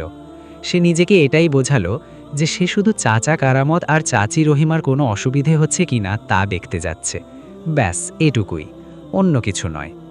সেই বাড়ির সামনে পৌঁছে সে দেখল চাচা কারামত দরজার বাইরে একটি পুরনো ভাঙা চারপাইতে বসে আছেন। তার চোখ বন্ধ ছিল এবং ঠোঁট নড়ছিল। হাতে ছিল তসবি। তার প্রবীণ চেহারায় সারা জীবনের কঠোর পরিশ্রম আর ধৈর্যের রেখাগুলো স্পষ্ট হয়ে ফুটে উঠেছিল। চাচি রহিমা ভেতর থেকে কোনো একটা বাসনের আওয়াজ করছিলেন। হামজা বাইরে কোথাও ছিল না, আর আলতামাস বাইরের সেই ছোট্ট আঙিনায় বসে একটি পুরনো জুতো মেরামত করছিল। তার হাতে সুতো ছিল এবং সে অত্যন্ত মনোযোগ দিয়ে কাজ করছিল। জুতোটি ছিল চাচা কারামতের। গুলনার সেখানেই থমকে দাঁড়ালো। সে আলতামাসের দিকে তাকালো। তার হাত দুটো কাজে ব্যস্ত ছিল, মুখটি ছিল নিচু করা। গুলনারের আসার কথা সে টেরই পায়নি। একজন বৃদ্ধের জুতো মেরামত করছে যে হাতগুলো, সেই হাতগুলোর দিকে তাকিয়ে গুলনারের মনে এমন এক অনুভূতির সৃষ্টি হলো যা সে ভাষায় প্রকাশ করতে পারবে না। নদীমা গুলনারের হাত হালকা করে ধরল। গুলনারের ঘোর কাটল। ঠিক তখনই আলতামাস মাথা তুলল। তার নজর সরাসরি গুলনারের ওপর পড়ল। এক মুহূর্তের নীরবতা। তার চেহারায় না ছিল বিস্ময়, না ছিল খুশি। সে উঠে দাঁড়ালো, জুতোটি একপাশে রেখে বলল, শাহজাদি। গুলনার বলল, আমি শুধু দেখতে এসেছিলাম যে সব ঠিক আছে কিনা। আলতামাস বলল, সব ঠিক আছে। গুলনার জিজ্ঞেস করল, চাচা কারামতের ওষুধ? আলতামাস উত্তর দিল, পাওয়া গেছে। গুলনার আবার জিজ্ঞেস করল, চাচি রহিমার হাঁটুর ব্যথা? আলতামাস বলল, হেকিমের লেপ কাজে দিচ্ছে। আবার নীরবতা। গুলনার বুঝতে পারছিল না আর কি বলবে। সে এক মুহূর্তের জন্য আলতামাসের চোখের দিকে তাকালো। সেই চোখ দুটো, সেই গভীর চোখ যেখানে কোনো অভিযোগ ছিল না, কোনো চাওয়াও ছিল না, ছিল কেবল এক নিস্তব্ধ ধৈর্য। আর সেই ধৈর্যের আড়ালে ছিল এমন এক বেদনা যা কখনো বাইরে আসত না, কিন্তু যে দেখার সে ঠিকই দেখতে পেত। গুলনার ফিরে চলতে শুরু করল। যেতে যেতে সে একবার পেছন ফিরে তাকালো। দেখল আলতামাস আবার বসে পড়েছে এবং সেই জুতোটি তুলে নিয়ে পুনরায় সেলাই করতে শুরু করেছে। সে পেছনের দিকে ফিরে তাকালো না। সেদিন রাতে গুলনার বেগম নূরজাহানকে বলল, আম্মাজান, শাহজাদা রেহমানের প্রস্তাব আমার চাই না। বেগম নূরজাহান এক মুহূর্তের জন্য মেয়ের দিকে তাকালেন। তার চোখ ছিল এক মমতাময়ী মায়ের চোখ, যা সব কিছু বুঝতে পারে। তিনি জিজ্ঞেস করলেন, কেন বেটি? গুলনারের কাছে কোনো উত্তর ছিল না। সে শুধু এতটুকু বলল, এখনই নয় আম্মাজান। বেগম নূরজাহান আর কিছু বললেন না, কিন্তু তিনি মেয়ের কপালে হাত রাখলেন এবং অনেকক্ষণ হাতটি সেখানেই রেখে দিলেন। পরবর্তী 2 সপ্তাহে শাহজাদা রেহমানের কাফেলা আরও কাছে চলে এলো। দরবারে প্রস্তুতি চলতে থাকল। প্রাসাদে ছিল চরম উত্তেজনা ও আমেজ, কিন্তু গুলনারের মন ছিল সেই আনন্দ থেকে দূরে অন্য কোথাও। একদিন দুপুরে গুলনার বাগানে বসেছিল এবং বুলবুলটি তার সামনের একটি ডালে বসেছিল। ঠিক তখনই হামজা এলো। সে মাঝে মধ্যে প্রাসাদে কাজের খোঁজে আসত। সে গুলনারকে দেখে সালাম জানালো এবং পাশে থামল। গুলনার জিজ্ঞেস করল, হামজা, সব ঠিক আছে তো? হামজা বলল, জি শাহজাদি। এরপর সে কিছুক্ষণ চুপ থেকে বলল, শাহজাদি, একটি কথা জিজ্ঞেস করি? গুলনার বলল, জিজ্ঞেস করো। হামজা বলল, আপনি আলতামাস ভাইকে পছন্দ করেন না? গুলনারের হৃদয়স্পন্দন এক মুহূর্তের জন্য থমকে গেল। তার গাল দুটো লাল হয়ে উঠল। সে বলল, এসব কি বলছো হামজা? হামজা একটি ম্লান হাসির সাথে বলল, মাফ করবেন শাহজাদি, কিন্তু সেদিন যেভাবে আপনি বস্তিতে এসেছিলেন এবং যেভাবে তার দিকে তাকিয়েছিলেন, আমি বুঝে গিয়েছিলাম। গুলনার বলল, তুমি ভুল বুঝেছ। হামজা মৃদু ও বিষণ্ণ হেসে বলল, হয়তো, কিন্তু আলতামাস ভাইও ইদানিং খুব বদলে গেছেন। রাতে অনেক দেরি পর্যন্ত জেগে থাকেন, কোনো কথা বলেন না, শুধু দূরের দিকে তাকিয়ে থাকেন। আগে এমনটা কখনো হতো না। গুলনার হামজার দিকে তাকালো। তার হৃদয়স্পন্দন আরও বেড়ে গেল। সে বলল, হামজা, এইমাত্র যা বললে তা আর কাউকে বলো না। হামজা মাথা নাড়ল এবং বলল, জি শাহজাদে। কিন্তু তার চোখের চাউনি বলছিল যে কিছু কিছু জিনিস মাথার উপর চলে আসলে আর আটকে রাখা যায় না। এবং অবশেষে সেই দিনটি এলো যা কেউ আশা করেনি। শাহজাদা রহমানের কাফেলা দুদিনের মধ্যেই পৌঁছনোর কথা। প্রাসাদে সাজসজ্জা চলছে, সভাসদেরা ব্যস্ত। বাদশাহ ফাররুখ শিয়ার খুব খুশি। বেগম নূরজাহান ভেতর থেকে চিন্তিত হলেও বাইরে হাসি মুখে ছিলেন। সেদিন সন্ধ্যায় বুলবুলটি হঠাৎ এমন এক শব্দ করল যা গুলনার আগে কখনো শোনেনি। সেটি কোনো বিপদের সংকেত ছিল না, বরং সেই স্বরে ছিল এক গভীর আর্তনাদ। গুলনার উঠে দাঁড়ালো। বুলবুলটি বস্তির দিকে উড়ে গেল এবং গুলনার কোনো কিছু না ভেবেই আর পিছু নিল।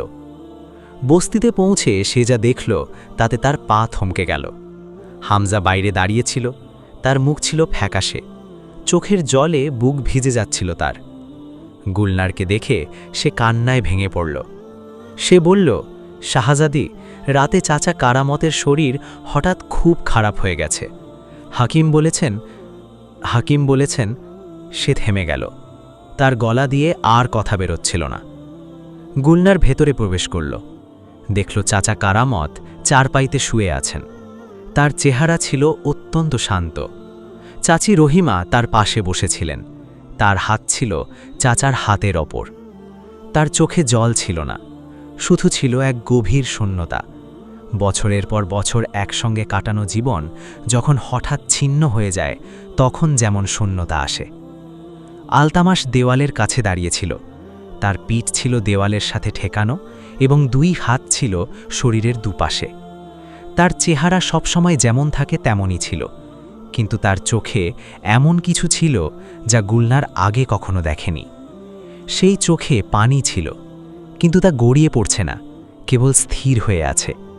যেন এই মানুষটি বহু বছর আগে কাঁদতে ভুলে গেছে, আর এখন যখন সে কাঁদতে চাইছে তখন তার চোখ জানেই না কিভাবে অশ্রু বিসর্জন করতে হয়। গুলনার সেখানে ঠানি দাঁড়িয়ে রইল।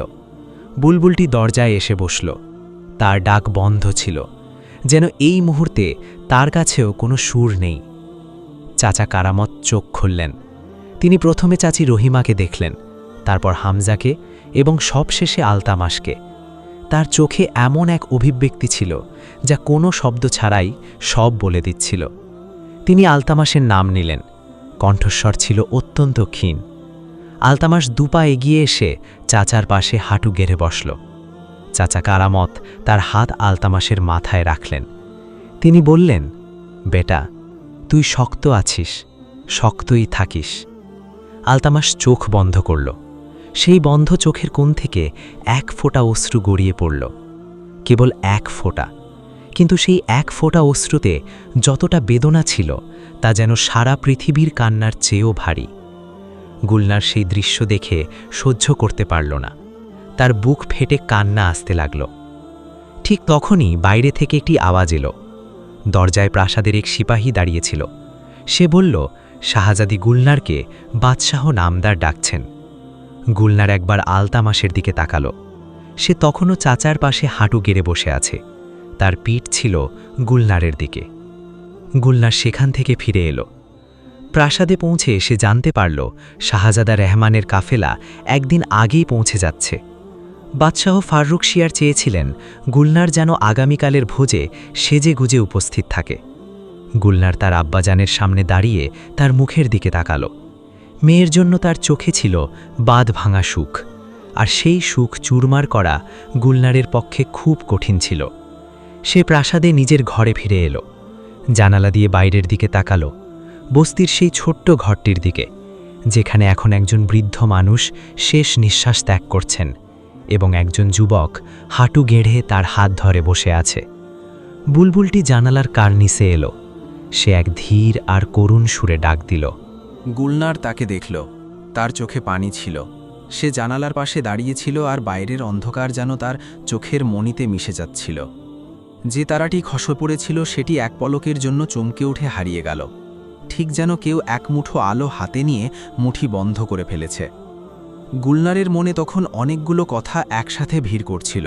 কোনো একটিতে মনস্থির করা তার পক্ষে অসম্ভব হয়ে পড়ছিল। একদিকে চাচা কারামতের সেই শান্ত ও ক্লান্ত মুখছবি, যেখানে সারা জীবনের পরিশ্রম আর ধৈর্যের দাগ স্পষ্ট। অন্যদিকে আলতামাসের সেই একটি ফোঁটা অশ্রু, যা তার বন্ধ চোখের কোণ দিয়ে গড়িয়ে পড়েছিল এবং হাজারো শব্দের চেয়েও বেশি কিছু বলে গিয়েছিল। আর তৃতীয়ত, তার আব্বাজান বাদশাহ ফাররুখ শিয়ারের সেই আনন্দিত চোখজোড়া, যেখানে মেয়ের সুখী ভবিষ্যতের স্বপ্ন ছিল। 3টি ছবি তার হৃদয়ে সমানভাবে জায়গা নিয়েছিল, এবং প্রতিটিই ছিল এত ভারী যে কোনো একটিকে সরিয়ে দেওয়া ছিল দুঃসাধ্য। বুলবুলটি জানালার চৌকাঠে বসেছিল এবং তার চোখ ছিল গুলনারের দিকে। সেই পাখিটি, যাকে জঙ্গলে আহত অবস্থায় পাওয়া গিয়েছিল এবং যে তখন থেকে গুলনারের স্বাদ ছাড়েনি, সে এখনও সেখানেই ছিল, যেন সে জানত যে এই রাতে এই মেয়েটির তাকে প্রয়োজন। গুলনার বুলবুলের দিকে তাকালো এবং নিচু স্বরে বলল, যাচ্ছি, তাকে দেখে আসি, শুধু একবার, তারপরই ফিরে আসব। বুলবুল তার ঘাড় একদিকে কাত করল। গুলনার ওড়না ঠিক করে ঘর থেকে বেরিয়ে পড়ল। রাতের ওই প্রহরে প্রাসাদের অলিন্দগুলো ছিল নিঝুম, মশাল জ্বলছিল আর তাদের আলো দেয়ালে কাঁপছিল। গুলনার পেছনের দরজা দিয়ে বাইরে পা বাড়াল। রাতের হাওয়া ছিল ঠান্ডা এবং তাতে মাটির সোঁদা গন্ধ ছিল। আকাশে কিছু মেঘ থাকলেও চাঁদের আলো ঠিকই তাদের বুক চিরে ঠিকরে পড়ছিল। গুলনার দ্রুত পা চালাল। বস্তির রাস্তাটি এখন তার চেনা মনে হচ্ছিল। সে আগে কখনো রাতে এদিকে আসেনি, কিন্তু তার পা জানত কোথায় যেতে হবে, যেন মন পাগুলোকে রাস্তা মুখস্থ করিয়ে দিয়েছে। বস্তির গুলিগুলো রাতে আরও বেশি শান্ত ছিল। কিছু ঘরে প্রদীপ জ্বলছিল। দূর থেকে একটি কুকুরের ডাক শোনা গেল আর তারপর আবার নীরবতা ফিরে এলো। সে যখন সেই ছোট্ট ঘরটির কাছে পৌঁছল, দেখল দরজা খোলা ছিল এবং ভেতর থেকে প্রদীপের আলো বাইরে আসছিল। সেই আলোতে একটি ছায়া নড়াচড়া করছিল। গুলনার দরজায় গিয়ে থমকে দাঁড়াল। সে ভেতরে উঁকি দিল। চাচি রহিমা চারপায়ের পাশে বসেছিলেন। তার সামনে চাচা কারামত শুয়েছিলেন। তার শ্বাস চলছিল, কিন্তু তা ছিল অত্যন্ত ক্ষীণ। হামজা এক কোণে বসেছিল এবং তার হাত দোয়ার জন্য তোলা ছিল। তার ঠোঁট নড়ছিল। আর আলতামাস দরজার থেকে একটু দূরে বাইরের আঙিনায় বসেছিল। তার পিঠ ছিল দেয়ালের সাথে ঠেকানো। সে আকাশের দিকে তাকিয়েছিল। তার মুখে সেই পাথরের মতো কঠোরতা ছিল না যা সবসময় থাকে। সেই রাতে তার চেহারা ছিল কেবল ক্লান্ত, এক এমন ক্লান্তি যা শরীরের নয় বরং আত্মার। গুলনার আলতো পায়ে আঙিনায় এসে থামল। আলতামাস পায়ের শব্দ শুনে মাথা নিচু করল। গুলনারকে দেখে তার মুখে একচিলতে বিস্ময় ফুটে উঠল। সে বলল, শাহজাদি? গুলনার বলল, আমি দেখতে এসেছিলাম।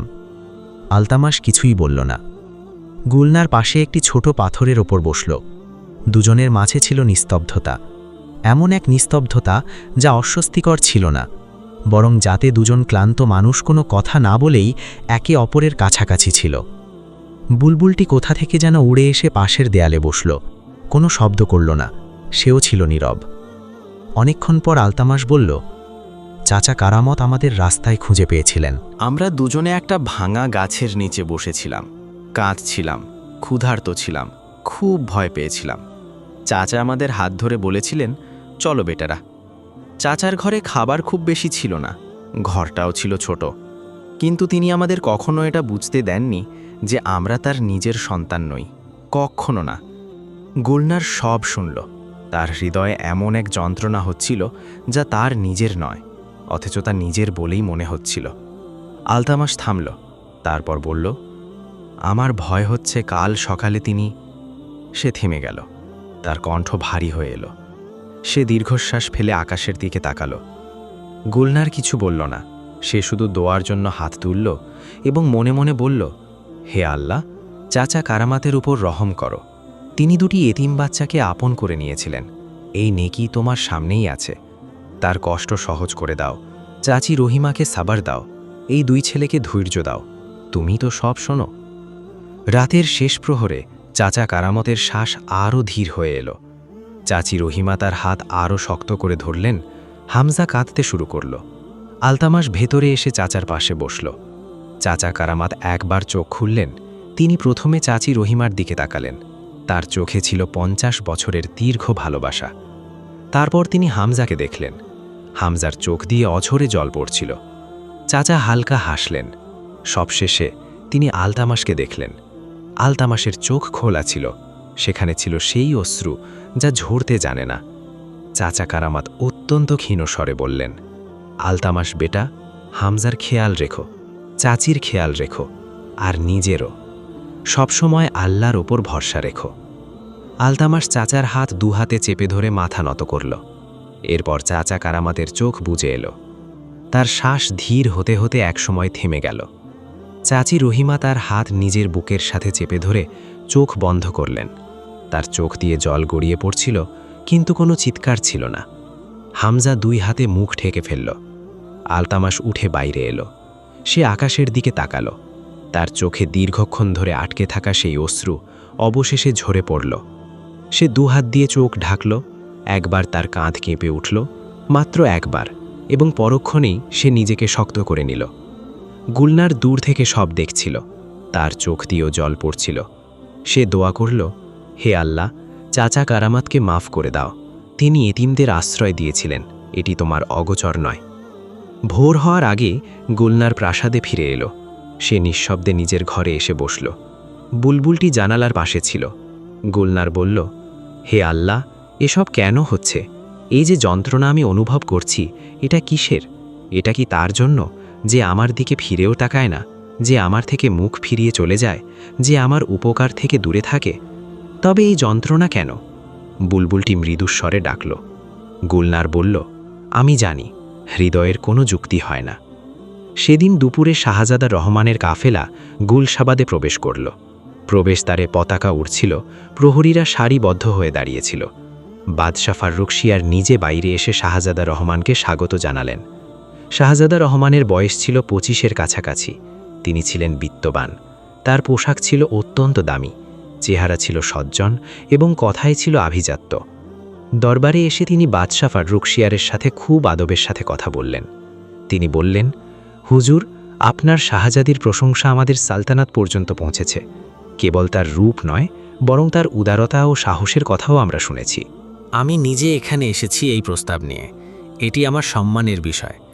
বাদশাহ ফাররুকশিয়ার খুব খুশি হলেন। তিনি বললেন, শাহজাদা রহমান, আপনার সঙ্গে সাক্ষাৎ করে আমরা আনন্দিত। আজ রাতে ভোজের আয়োজন করা হয়েছে, আমরা সবাই মিলে কথা বলবো। নদিমা গুলনারকে তৈরি করে দিল। সে গুলনারের চুলে শুভ্র ফুল গুঁজে দিল, পরিয়ে দিল একটি সোনালি পোশাক, তার কপালে সাজিয়ে দিল হালকা একটি গয়না। নদিমা খুব খুশি হয়ে বলল, শাহজাদি, আজ আপনাকে অনেক সুন্দর লাগছে। গুলনার আয়নায় নিজেকে দেখল। তার চোখে ছিল গভীর বিষাদ। নদিমা তা লক্ষ্য করে জিজ্ঞেস করল, শাহজাদি, কি হয়েছে? গুলনার বলল, কিছু না, চলো। দরবারে গুলনার প্রবেশ করলে সবাই তার দিকে তাকিয়ে রইল। শাহজাদা রহমান তাকে দেখলেন এবং তার চেহারায় মনের ভালো লাগা ফুটে উঠল। তিনি বাদশাকে বললেন, হুজুর, আপনার শাহজাদিকে দেখে চোখ জুড়িয়ে গেল। বাদশাহ হাসলেন। গুলনার শাহজাদা রহমানকে দেখল। তিনি সজ্জন ও মহৎ ছিলেন, কিন্তু গুলনারের হৃদয়ে কোনো স্পন্দন জাগল না। ভোজের পর বাদশাহ ফাররুকশিয়ার গুলনারকে কাছে ডাকলেন। তিনি বললেন, বেটি, শাহজাদা রহমান খুব ভালো মানুষ। তার সালতানাত অনেক বড়, তিনি নিজেও নেককার। তুমি কি ভাবছ? গুলনার তার আব্বাজানের মুখের দিকে তাকালো। তার চোখে ছিল মেয়ের জন্য সুখের আকাঙ্ক্ষা। গুলনার বলল, আব্বাজান, আমাকে কিছুটা সময় দিন। বাদশাহ বললেন, ঠিক আছে বেটি, কিন্তু সময় বেশি নেই। শাহজাদা রহমান মাত্র 3 দিন থাকবেন। গুলনার বলল, জি আব্বাজান। সেই রাতটি গুলনারের জন্য ছিল অত্যন্ত দীর্ঘ। সে বিছানায় শুয়ে রইল, কিন্তু ঘুম এলো না। সে ভাবছিল, তার মন যা চায় তা কি আদেও সম্ভব? তার মন পড়েছিল এমন এক এতিম ও দরিদ্র ছেলের কাছে, যে তার দিকে ফিরেও তাকাত না, যে তাকে পছন্দ করত না এবং তার উপকার থেকেও দূরে পালাত। আর সেই মনের কথা শোনার অর্থ হল নিজের আব্বাজানের খুশিতে বাধা দেওয়া, বেগম নূরজাহানের আশা ভঙ্গ করা এবং সালতানাতের মঙ্গলকে অবজ্ঞা করা। গুলনার দোয়ার জন্য হাত তুলল। সে বলল, হে আল্লাহ, আমাকে পথ দেখাও। আমি দিশেহারা হয়ে গেছি। আমার মন যেখানে যেতে চায় সেই পথ কি সঠিক? সেই মানুষটি কি আদেও আমার পরোয়া করে? তার মনে কি আমার জন্য কিছু আছে, নাকি আমি একাই এমন এক দরজায় দাঁড়িয়ে আছি যা চিরকাল বন্ধ? হে আল্লাহ, যা আমি জানি না তা তুমি জানো, যা আমি দেখি না তা তুমি দেখো। আমাকে সেই পথটিই দেখাও যা সঠিক, তা যদি আমার মনের বিরুদ্ধেও হয় তবুও। পরের দিন সকালে গুলনার বাগানে বসেছিল। বুলবুলটি ছিল তার কাঁধে।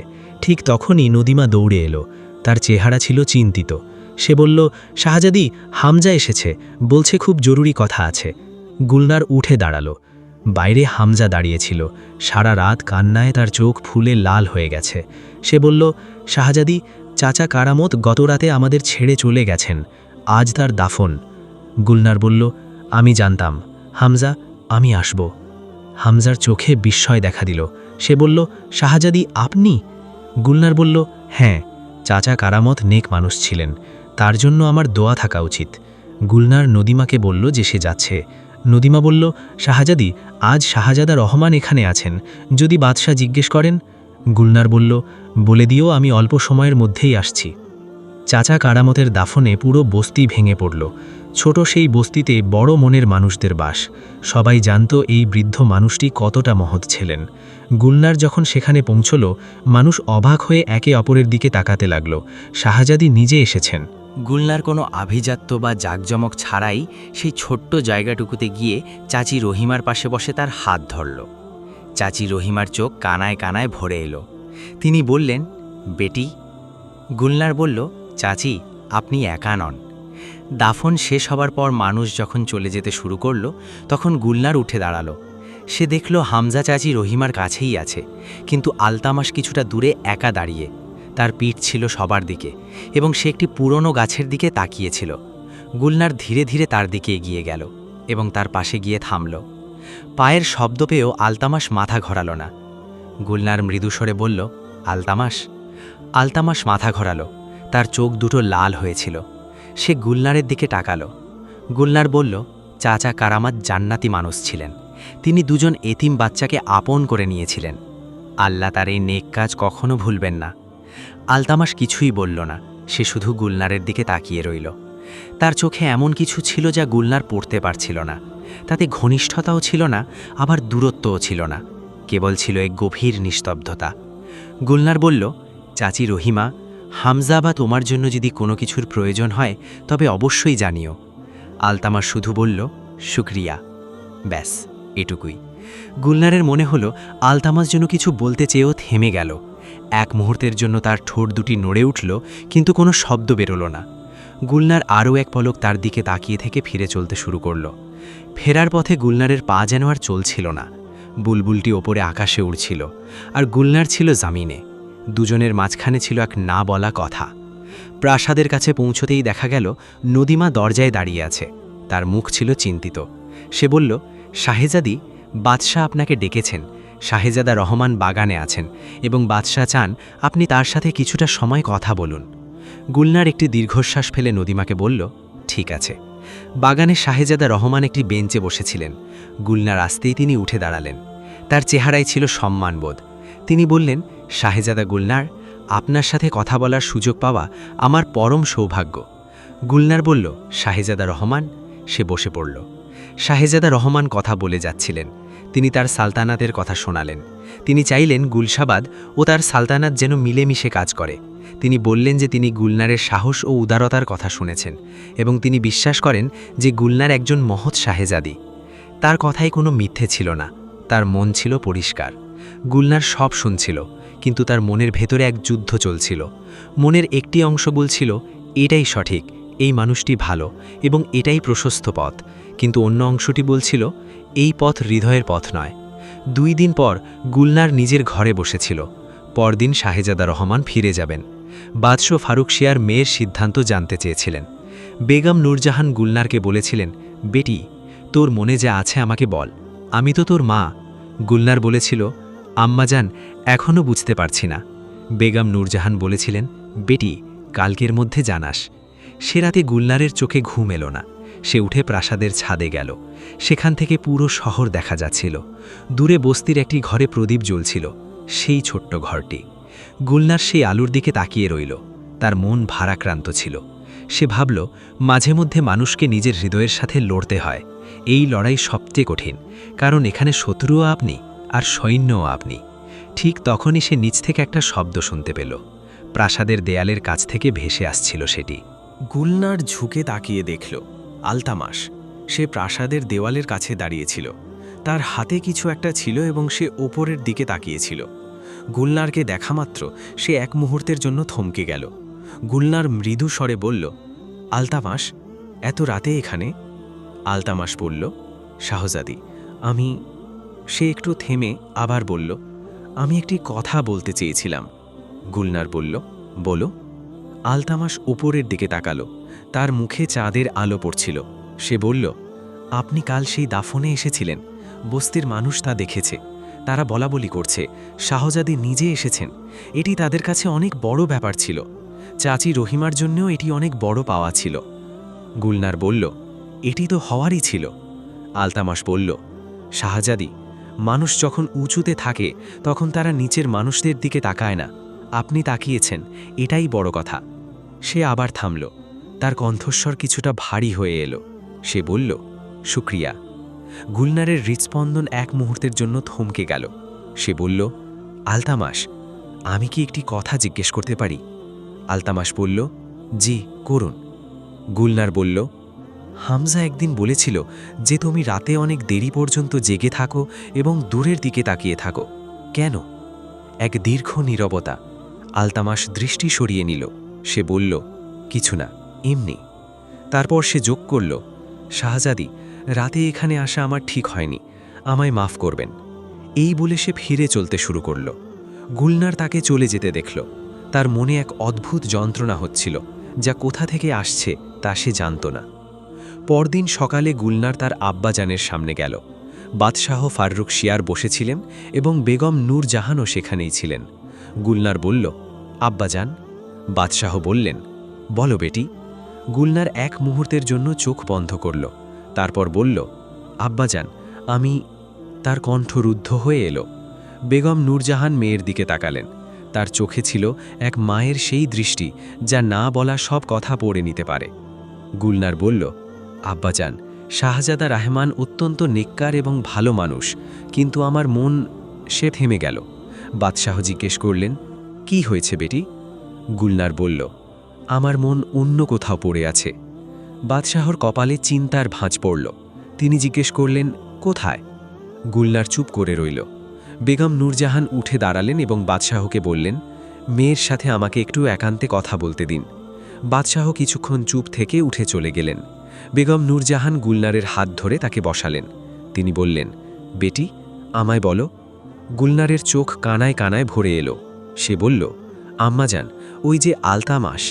বেগম নূরজাহান এক মুহূর্তের জন্য চোখ বন্ধ করলেন, তারপর চোখ খুলে বললেন, সেই এতিম ছেলেটি যাকে জঙ্গলে পাওয়া গিয়েছিল? গুলনার বলল, জি। বেগম নূরজাহান নিস্তব্ধ হয়ে রইলেন। গুলনার বলল, আম্মাজান, আমি জানি এটি সমীচীন নয়। আমি জানি সে গরিব। আমি এও জানি যে আব্বাজান এটি কখনোই মেনে নেবেন না, কিন্তু এটি আমার নিয়ন্ত্রণে নেই। বেগম নূরজাহান এক দীর্ঘশ্বাস ফেললেন। তিনি জিজ্ঞেস করলেন, বেটি, সেই ছেলেটিও কি তোমার মতো অনুভব করে? গুলনার বলল, না, সে আমার দিকে তাকায়ও না, সে আমার থেকে দূরে পালায়। বেগম নূরজাহান গুলনারের কপালে হাত রাখলেন। তার চোখে ছিল বেদনা। তিনি বললেন, বেটি, তবে তো এটি আরও বেশি কঠিন। শাহজাদা রহমান সেদিন দুপুরে বিদায় নিলেন। বাদশাহ ফাররুখ শিয়ারের চেহারা গম্ভীর হয়েছিল। তিনি গুলনারকে কিছু বললেন না, কিন্তু তার চোখে এমন এক অভিব্যক্তি ছিল যা গুলনার অনেকক্ষণ অনুভব করল। এরপর এক সপ্তাহ কেটে গেল। গুলনারের জীবন ওপর দিয়ে স্বাভাবিক মনে হলেও ভিতর থেকে এমন কিছু তাকে তাড়া করছিল যা তাকে শান্তিতে থাকতে দিচ্ছিল না। সে নামাজের পর অনেকক্ষণ ধরে দোয়া করতে থাকত। সে মাঝে মধ্যে বুলবুলটির সাথে কথা বলতো, যেন সে সব বুঝতে পারে। বুলবুল কোনো জবাব দিত না, কিন্তু তার উপস্থিতিই ছিল এক বিশাল উত্তর। একদিন দুপুরে নদীমা বলল, শাহজাদি, আজ বাজারে মেলা বসেছে, চলুন যাই। গুলনার বলল, চলো। তারা দুজনে বাজারে গেল। বাজারে খুব জাঁকজমক ছিল। রঙিন পোশাক, মিষ্টির দোকান, শিশু, বৃদ্ধ আর ঢোলের শব্দে চারপাশ মুখরিত। গুলনার হাঁটছিল, ঠিক তখনই দেখল সামনে থেকে আলতামাস আসছে। তার এক হাতে একটি থলে ছিল, যাতে বাজারের সওদা। সে সেই পথ দিয়েই যাচ্ছিল যেখানে গুলনার দাঁড়িয়েছিল। কাছে আসতেই তার নজর গুলনারের উপর পড়ল। দুজনেই এক মুহূর্তের জন্য থমকে গেল। গুলনার বলল, আলতামাস? আলতামাস বলল, শাহজাদি। গুলনার জিজ্ঞেস করল, চাচি রহিমা কেমন আছেন? আলতামাস বলল, ভালো আছেন। গুলনার জিজ্ঞেস করল, হামজা? আলতামাস বলল, ভালো আছে। একটি নিস্তব্ধতা। গুলনার বলল, তুমি? আলতামাস তার দিকে তাকালো। তার চোখে এক মুহূর্তের জন্য কিছু একটা কেঁপে উঠল, এমন কিছু যা বাইরে আসতে চাইছিল, কিন্তু সে তা ভেতরেই চেপে রাখল। সে বলল, আমি ভালো আছি শাহজাদি। এরপর সে সামনে এগিয়ে গেল। গুলনার সেখানেই ঠাঁই দাঁড়িয়ে রইল। নদীমা তাকে দেখল, সে বুদ্ধিমতী ছিল, তাই কিছু না বলে শুধু গুলনারের হাতটি শক্ত করে ধরল। সেদিন সন্ধ্যায় যখন গুলনার প্রাসাদে ফিরল, দেখল বেগম নূরজাহান বাগানে বসে আছেন। গুলনার গিয়ে তার পাশে বসল। কিছুক্ষণ কেউ কোনো কথা বলল না। তারপর বেগম নূরজাহান বললেন, বেটি, আমি তোমাকে একটি কথা বলিনি। গুলনার তার দিকে তাকালো। বেগম নূরজাহান বললেন, কাল রাতে তোমার আব্বাজান ওই ছেলেটির সম্পর্কে জিজ্ঞেস করেছিলেন। গুলনারের হৃৎপিণ্ড ধক করে উঠল। যখন তুমি জঙ্গল থেকে তার সাথে এসেছিলে, তখন তিনি প্রাসাদের লোকজনের কাছে তার সম্পর্কে খোঁজ নিয়েছিলেন। তিনি জানেন সে এতিম আর গরিব।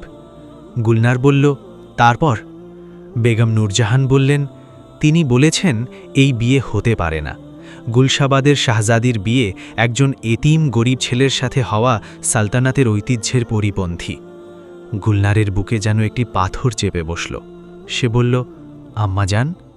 বেগম নূরজাহান বললেন, বেটি, আমি তোমার মা, আমি তোমার কষ্ট বুঝি, কিন্তু আরও একটি কথা আছে যা তোমার জানা উচিত। তিনি একটু থেমে বললেন, সেই ছেলেটি নিজে প্রাসাদের এক চাকরের মাধ্যমে খবর পাঠিয়েছে।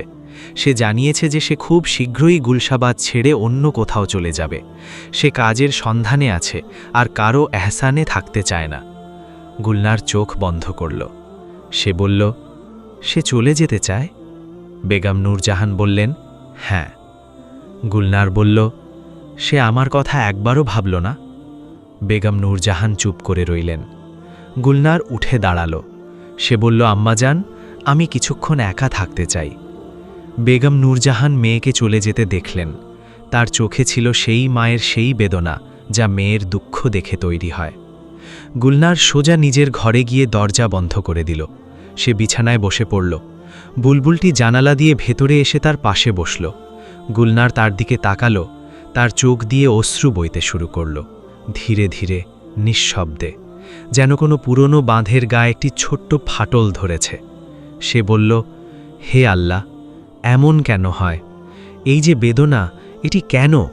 আমি কেন তাকে মনে করি যে আমাকে মনে রাখে না? আমার মন কেন তার দিকে ছুটে যায় যেখানে আমার কোনো জায়গা নেই? হে আল্লাহ, এই বেদনা তুলে নাও, নয়তো এই বেদনার কোনো পথ দেখাও। তুমি বলো যে বান্দা যখন ডাকে তখন তুমি শোনো। আমি ডাকছি, শুনে নাও। বুলবুলটি তার কাছে এসে তার হাতে ঠোঁট দিয়ে আলতো করে ছুঁয়ে দিল, যেন সে বলছিল, কেঁদে নাও, কাঁদা কোনো দুর্বলতা নয়। আল্লাহ ক্রন্দনরত বান্দাদের উপর অসন্তুষ্ট হন না। 3 দিন পর এক সকালে প্রাসাদে খবর এলো যে আলতামাস এবং হামজা বস্তি ছেড়ে চলে যাওয়ার প্রস্তুতি শুরু করেছে।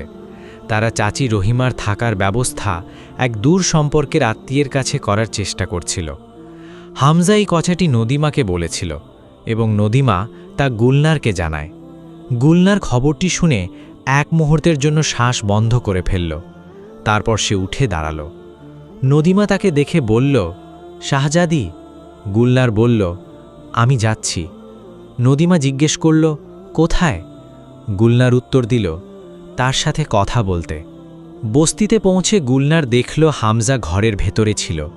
চাচি রহিমা বসেছিলেন এবং আলতামাস বাইরে আঙিনায় একটি পুরনো পুটলি বাঁধছিল। সে গুলনারের আসার শব্দ শুনে মাথা তুলল। তার চেহারায় এক মুহূর্তের জন্য ভাবান্তর হলেও সে পরক্ষণেও নিজেকে সামলে স্বাভাবিক হয়ে গেল। সে বলল, শাহজাদি। গুলনার জিজ্ঞেস করল, তুমি চলে যাচ্ছ? আলতামাস বলল, জি। গুলনার বলল, কোথায়? আলতামাস উত্তর দিল, কাজের সন্ধানে। গুলশাবাদে আমাদের জন্য আর কোনো কাজ নেই। গুলনার বলল, আমি কাজের ব্যবস্থা করে দিতে পারি। আলতামাস বলল, শাহজাদি, আপনার এহসান অলরেডি অনেক হয়েছে, আর উপকার নিতে চাই না। গুলনারের মন কানায় কানায় ভরে এলো। সে বলল, উপকার নয় আলতামাস। আলতামাস তার চোখের দিকে তাকালো। তার দৃষ্টি কিছুক্ষণের জন্য গুলনারের উপর আটকে রইল। তারপর সে নজর সরিয়ে নিল। সে বলল, শাহজাদি, আপনি যা ভাবছেন তা ঠিক নয়, তা হতে পারে না। এই কথা শুনে গুলনারের পায়ের নিচ থেকে যেন মাটি সরে গেল। সে বলল, তুমি কিভাবে জানলে আমি কি ভাবছি? আলতামাস বলল, হামজা বলেছিল। সেদিন যখন সে আপনাকে জিজ্ঞেস করেছিল, হামজাকে মাফ করবেন, ও অবুঝ। এক দীর্ঘ নীরবতা। গুলনার বলল, আর তুমি? আলতামাস বলল, আমি একজন এতিম, গরিব, আমার কাছে কিছুই নেই, না ঘর আছে, না দৌলত, না কোনো নাম পরিচয়। আপনি এক সালতানাতের শাহজাদি। এই পথ সঠিক পথ নয় শাহজাদি। গুলনারের চোখে জল চলে এলো। সে বলল, আলতামাস, মন কি এসব কথা দিয়ে বোঝানো যায় না? আলতামাস এক মুহূর্তের জন্য তার দিকে তাকালো। তার চোখে এমন এক বেদনা ছিল যা সে লুকিয়ে রাখার চেষ্টা করলেও গুলনার তা দেখতে পাচ্ছিল। সে আবার নজর সরিয়ে নিল। গুলনার তার সামনে মাটিতে বসে পড়ল। হামজা ভেতর থেকে বাইরে এসে এই দৃশ্য দেখে অবাক হয়ে দাঁড়িয়ে রইল। গুলনার ভাঙা গলায় বলল, আলতামাস। সে বলতে লাগল, আমি শাহজাদি, আমি জানি, কিন্তু আজ আমি কেবল একজন মানুষ যার মন এক জায়গায় পড়ে আছে এবং যাকে আমি চলে যেতে বাধা দিতে চাই। এটি অহংকার নয়, দুর্বলতাও নয়, এটি কেবল একটি সত্য। আলতামাস তার দিকে তাকালো। তার চেহারা ছিল কঠোর, চোখ ছিল ভারাক্রান্ত। সে বলল, শাহজাদি, উঠুন। গুলনার বলল, যখন তুমি না যাওয়ার ওয়াদা করবে তখনই উঠব। আলতামাসের চেহারায় এমন এক অভিব্যক্তি ফুটে উঠল যা গুলনার আগে কখনো দেখেনি। এক দীর্ঘ যন্ত্রণা যা তার কঠোর চোখে এসে আবার মিলিয়ে গেল। সে ধীর গলায় বলল, শাহজাদি, উঠুন। তার কণ্ঠ এক মুহূর্তের জন্য রুদ্ধ হয়ে গেল। সে বলল, এটি ঠিক হচ্ছে না। দেয়ালের পাশে বসে থাকা বুলবুলটি এক দীর্ঘ ও করুণ সুর তুলল। গুলনার ধীরে ধীরে উঠে দাঁড়াল। তার দু চোখ বেয়ে অশ্রু ঝরছিল। সে আলতামাসের দিকে শেষবারের মতো তাকাল। আলতামাস নজর মেলাল না। সে এমন একদিকে তাকিয়েছিল যেখানে গুলনার নেই। গুলনার সেখান থেকে হাঁটতে শুরু করল। পেছন থেকে হামজার খুব ক্ষীণ কণ্ঠস্বর ভেসে এলো। সে বলল, আলতামাস ভাই। আলতামাস বলল, চুপ থাক হামজা। হামজা খামোশ হয়ে গেল। গুলনারের পিঠ ছিল তাদের দিকে। সে হাঁটতে থাকল। বুলবুলটি উড়ে এসে তার কাঁধে বসল। গুলনারের কদম থামল না। সে হাঁটতে থাকল এবং তার পা তাকে প্রাসাদের দিকে নিয়ে যাচ্ছিল। কিন্তু তার মন পড়ে রইল বস্তির সেই ছোট্ট জায়গাটায়, যেখানে একজন যুবক তাকে দেখার প্রস্তাব ফিরিয়ে দিয়েছিল। বুলবুলটি তার কাঁধেই ছিল, কিন্তু তার ডাক বন্ধ ছিল, যেন এই মুহূর্তে তার কাছেও কোনো গান নেই। গুলনারের চোখের জল বাতাসে শুকিয়ে যাচ্ছিল এবং সেখানে এমন এক নীরবতা নেমে এসেছিল যা যে কোনো শোরগোলের চেয়েও বেশি ভারী। প্রাসাদের দরজায় পৌঁছে সে একবার পেছন ফিরে তাকাল। বস্তি অনেক দূরে ছিল। সেই ছোট ঘরটি আরও ছোট দেখাচ্ছিল। গুলনার দীর্ঘশ্বাস ফেলে ভেতরে পা বাড়াল। নিজের কামরায় এসে সে বিছানায় বসল।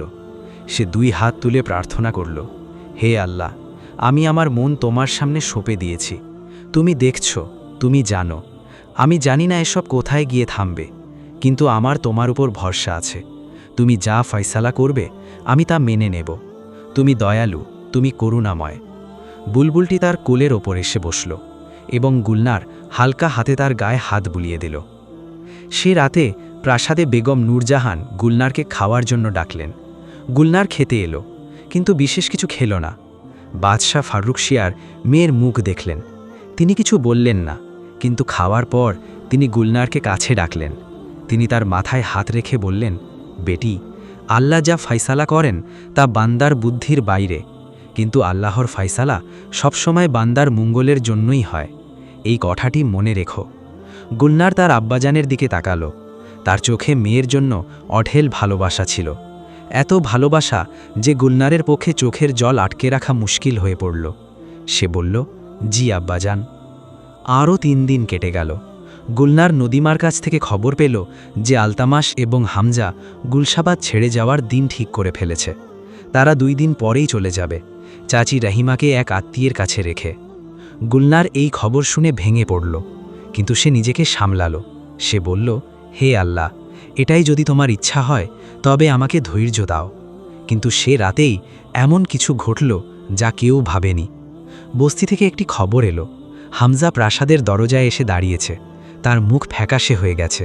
সে নদীমাকে বলল, শাহজাদি, ডাকুন, এক্ষুনি। গুলনার ছুটে এলো। হামজার চোখে ভয় ছিল। সে বলল, শাহজাদি, আলতামাস। তার কথা আটকে গেল। গুলনার বলল, কি হয়েছে হামজা? হামজা বলল, সে কাজে গিয়েছিল, শহরের ওই দিকে, যেখানে বড় পাথর তোলার কাজ ছিল। সেখানে ওপর থেকে একটি পাথর তার মাথায় পড়েছে। সে পড়ে গেছে। হেকিম দেখেছেন, কিন্তু হেকিম বলছেন তার বিশেষ একটি ওষুধের প্রয়োজন, যা এখানে নেই। গুলনারের বুক কেঁপে উঠল। সে তৎক্ষণাৎ বলল, হেকিম রাহমাতুল্লাহকে ডাকো। হেকিম রাহমাতুল্লাহকে ডাকা হলো। তিনি সব শুনে বললেন, সেই ওষুধ প্রাসাদে আমার কাছেই আছে, আমি চলছি। গুলনার বলল, আমিও যাব। নদীমা বাধা দিয়ে বলল, শাহজাদি। গুলনার বলল, চলো। বস্তিতে পৌঁছে গুলনার দেখল আলতামাস একটি চারপাইতে শুয়ে আছে। তার কপালে পট্টি বাঁধা এবং চেহারার রং ফ্যাকাশে হয়ে গেছে। তার চোখ বন্ধ ছিল। চাচি রহিমা পাশে বসে তার কপাল ধরেছিলেন। তার ঠোঁট দোয়ায় নড়ছিল। হেকিম রহমাতুল্লাহ ওষুধ দিলেন। তিনি বললেন, সারা রাত নজরে রাখতে হবে, জ্বর আছে, যদি রাতে জ্বর নেমে যায় তবে ঠিক হয়ে যাবে। গুলনার সেখানেই বসে পড়ল। হামজা বলল, শাহজাদি, আপনি যান, আমরা আছি। গুলনার বলল, না, সে সেখানেই রয়ে গেল। মধ্যরাতের দিকে আলতামাসের চোখ খুলল। সে প্রথমে ছাদ দেখল, তারপর চাচি রহিমাকে দেখল, এরপর হামজাকে। সব শেষে তার নজর গুলনারের উপর পড়ল। সে এক মুহূর্তের জন্য থমকে গেল। সে বলল, শাহজাদি। তার কণ্ঠস্বর ছিল দুর্বল। গুলনার বলল, হ্যাঁ। আলতামাস বলল, আপনি এখানে কেন? গুলনার বলল, দেখতে এসেছিলাম। আলতামাস এক দীর্ঘশ্বাস নিল। তার চোখ বন্ধ হয়ে আসছিল, কিন্তু ঘুমিয়ে পড়ার আগে সে ধীর গলায় বলল, শাহজাদি। গুলনার বলল, হ্যাঁ। আলতামাস বলল, শুক্রিয়া। আর তার চোখ বন্ধ হয়ে গেল। দুটি শব্দ, মাত্র দুটি শব্দ, কিন্তু ওই দুটি শব্দের ভেতর যে আবেগ ছিল তা গুলনারের হৃদয়ে গিয়ে পৌঁছালো। সকাল হওয়ার আগেই আলতামাসের জ্বর নেমে গেল।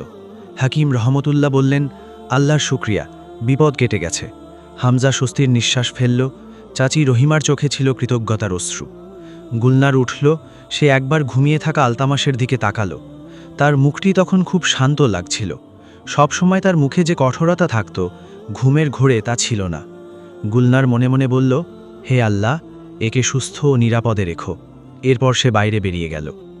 5 দিন পর আলতামাস পুরোপুরি সুস্থ হয়ে গেল। সে উঠে নিজের কাজ শুরু করল। একদিন সে নিজেই প্রাসাদের দরজায় এলো। সে দ্বাররক্ষীকে বলল, শাহজাদির সাথে দেখা করতে চাই। দ্বাররক্ষী খবর পাঠালো। গুলনার বাইরে এলো। আলতামাস সামনে দাঁড়িয়েছিল। তার মুখে সেই পট্টি ছিল না, তবে কপালে একটি ছোট দাগ ছিল। সে বলল, শাহজাদি, সেই রাতে আপনি থেকে দেখাশোনা করেছেন, হাকিমকে এনেছেন। আমি এই এহসান কখনো ভুলব না। গুলনার বলল, উপকার ছিল না। আলতামাস তার চোখের দিকে তাকালো। এবার সে নজর সরিয়ে নিল না। দুজনের চোখ এক মুহূর্তের জন্য মিলল। আলতামাসের চোখে এমন কিছু ছিল যা সে বলতে চাইছিল না, কিন্তু তা সেখানে বিদ্যমান ছিল। সেই পুরনো নীরবতা, সেই পুরনো ধৈর্য। কিন্তু তার পেছনে অন্য কিছুও ছিল, এমন কিছু যা সে এতকাল চেপে রেখেছিল। গুলনার তার চোখে সেই কথাটি দেখল এবং তার হৃদস্পন্দন বেড়ে গেল। আলতামাস আস্তে করে বলল, শাহজাদি, আমি চলে যেতে চেয়েছিলাম, কিন্তু। সে থামল। গুলনার বলল, কিন্তু? আলতামাস বলল, কিন্তু চলে যেতে শক্তি লাগে, আর আমার শক্তি। সে এক মুহূর্তের জন্য নজর সরালো, এরপর আবার চোখ মেলালো। সে বলল, আমার শক্তি আজকাল অন্য কোথাও আছে। এই কথা শুনে গুলনারের হৃদস্পন্দন যেন এক মুহূর্তের জন্য থমকে গেল। সে বুঝল, সে সব বুঝে গেল। তার চোখে জল এলো, তবে এবার তা ছিল আনন্দের। বাদশাহ ফারুক শিয়ার যখন এসব জানতে পারলেন, তিনি হাকিম রহমতুল্লাহকে ডাকলেন। তিনি জিজ্ঞেস করলেন, এই ছেলেটি আলতামাস মানুষ হিসেবে কেমন? হাকিম রহমতুল্লাহ বললেন, হুজুর, আমি তাকে দেখেছি। তার হাত পরিশ্রমী মানুষের হাত, তার চোখ সত্যনিষ্ঠ মানুষের চোখ। সে কখনো কারো কাছে হাত পাতেনি। এতিম হওয়া সত্ত্বেও সে নিজের আত্মসম্মান বাঁচিয়ে রেখেছে। এটি ছোট কোনো কথা নয়। বাদশাহ ফারুক শিয়ার অনেকক্ষণ চুপ হয়ে রইলেন। তারপর তিনি বেগম নূরজাহানের দিকে তাকালেন। বেগম নূরজাহান বললেন, আল্লাহ মনের খবর জানেন, আমরা জানি না। বাদশাহ ফারুক শিয়ার আলতামাসকে দরবারে ডাকলেন। আলতামাস এলো। তার পোশাক ছিল পরিষ্কার, পায়ে ছিল সেই পুরনো জুতো। সে দরবারে সোজা হয়ে দাঁড়িয়েছিল। বাদশাহ তাকে উপর থেকে নিচ পর্যন্ত দেখলেন, তারপর বললেন, আলতামাস, তোমার কাছে কি আছে? আলতামাস বলল, হুজুর, আমার কাছে 2টি হাত আছে, পরিশ্রম করার ক্ষমতা, সততা আর আল্লাহর উপর ভরসা আছে। বাদশাহ ফারুক শিয়ারের চোখে এক অদ্ভুত চমক দেখা দিল। তিনি বললেন, এটুকুই যথেষ্ট। এরপর তিনি আলতামাসকে প্রাসাদে কাজ দিলেন, তাকে একটি দায়িত্ব ও সুযোগ দেওয়া হলো। মাস গুড়িয়ে চলল। আলতামাস যে কাজই পেত তা পুরো মন দিয়ে করত। তার পরিশ্রম আর সততা সবার নজরে এলো। দরবারের লোকজন তাকে দেখে বলতো, এই ছেলেটি বিশেষ কেউ। বাদশাহ ফারুক শিয়ার তার পদোন্নতি করলেন। একদিন তিনি তাকে নিজের কাছে ডেকে বললেন, আলতামাস, তোমার মনে কি আছে? আলতামাস মুহূর্তের জন্য দৃষ্টি নিচু করল, তারপর মাথা তুলে বলল, হুজুর, আমার মনে এমন কিছু আছে যা আমার অবস্থানের চেয়ে অনেক উঁচুতে, কিন্তু মনকে তো আর অবস্থান বা মর্যাদা বোঝানো যায় না। বাদশাহ ফারুক শিয়ার হাসলেন। তিনি বললেন, ঠিকই বলেছ। অবশেষে সেই দিনটি এলো যার অপেক্ষায় ছিল গুলনারের মন। বাদশাহ ফারুক শিয়ার দরবারে ঘোষণা করলেন যে আলতামাস একজন নেককার, সৎ এবং পরিশ্রমী মানুষ। তার ইচ্ছা বাদশার মঞ্জুর। হামজার চোখে আনন্দের অশ্রু দেখা দিল। চাচি রহিমা আল্লাহর শুকরিয়া আদায় করলেন। বেগম নূরজাহান মেয়ের কপালে চুমু খেলেন। গুলনারের চোখ ভিজে এলো। সে বলল, হে আল্লাহ, তোমার শুকরিয়া, তুমি আমার ডাক শুনেছ। সেই বাগানে যেখানে বেগম নূরজাহানের হাতে লাগানো ফুল ফুটেছিল, সেখানে আলতামাস ও গুলনারের প্রথম সত্যিকারের কথা হল। আলতামাস বলল, শাহজাদি। গুলনার বলল, আলতামাস। আলতামাস বলল, আমি মনকে আটকানোর অনেক চেষ্টা করেছি। আমি ভয় পেতাম, কারণ আমি ছিলাম গরিব ও এতিম, আর আপনি শাহজাদি। আমার মনে হতো এমন কিছু ভাবাও গুনাহ, কিন্তু সে বলতে লাগল, যে রাতে আপনি বস্তিতে থেমেছিলেন, যখন চাচা কারামতের দাফনে এসে আপনি চাচি রহিমার হাত ধরেছিলেন, যখন আমার অসুস্থতার সময় আপনি নিজে এসেছিলেন, সেই সব মুহূর্তে আমার মন যা বলেছিল তা আমি রুখতে পারিনি। গুলনারের চোখে পানি বইতে লাগল। পাশের একটি ডালে একটি বুলবুল এসে বসল এবং এমন মিষ্টি স্বরে ডাক দিল যা আগে কখনো শোনা যায়নি, যেন সে এই মুহূর্তটির জন্যই অপেক্ষা করছিল। সেদিন সন্ধ্যায় যখন সূর্য ডুবতে শুরু করল, গুলশাবাদের আকাশে এমন সব রং দেখা গেল যা খুব কমই দেখা যায়, সোনালি, কমলা, গোলাপি, যেন আকাশও খুশিতে নিজের রং বদলে নিয়েছে। সেই আলোতে বুলবুলটি উড়ে বেড়াচ্ছিল, স্বাধীন, খুশি। সেই পাখিটি যাকে জঙ্গলে আহত অবস্থায় পাওয়া গিয়েছিল এবং যে ভাগ্যের এই পুরো সফরের সাথে ছিল, সে আজ উড়ছিল, যেন বলছিল যে কাজ শেষ হয়েছে। প্রিয় বন্ধুরা, যদি এই গল্পটি আপনাদের হৃদয় স্পর্শ করে থাকে, যদি গুলনারের কষ্ট আপনাদের নিজের মনে হয়ে থাকে, যদি আলতামাসের ধৈর্য আপনাদের মনে দাগ কেটে থাকে, আর সেই বুলবুলের উড়ান যদি আপনাদের চোখকে আর্দ্র করে থাকে, তাহলে একটি ছোট্ট কাজ করুন। এই ভিডিওটি লাইক করুন, আমাদের চ্যানেলটি সাবস্ক্রাইব করুন।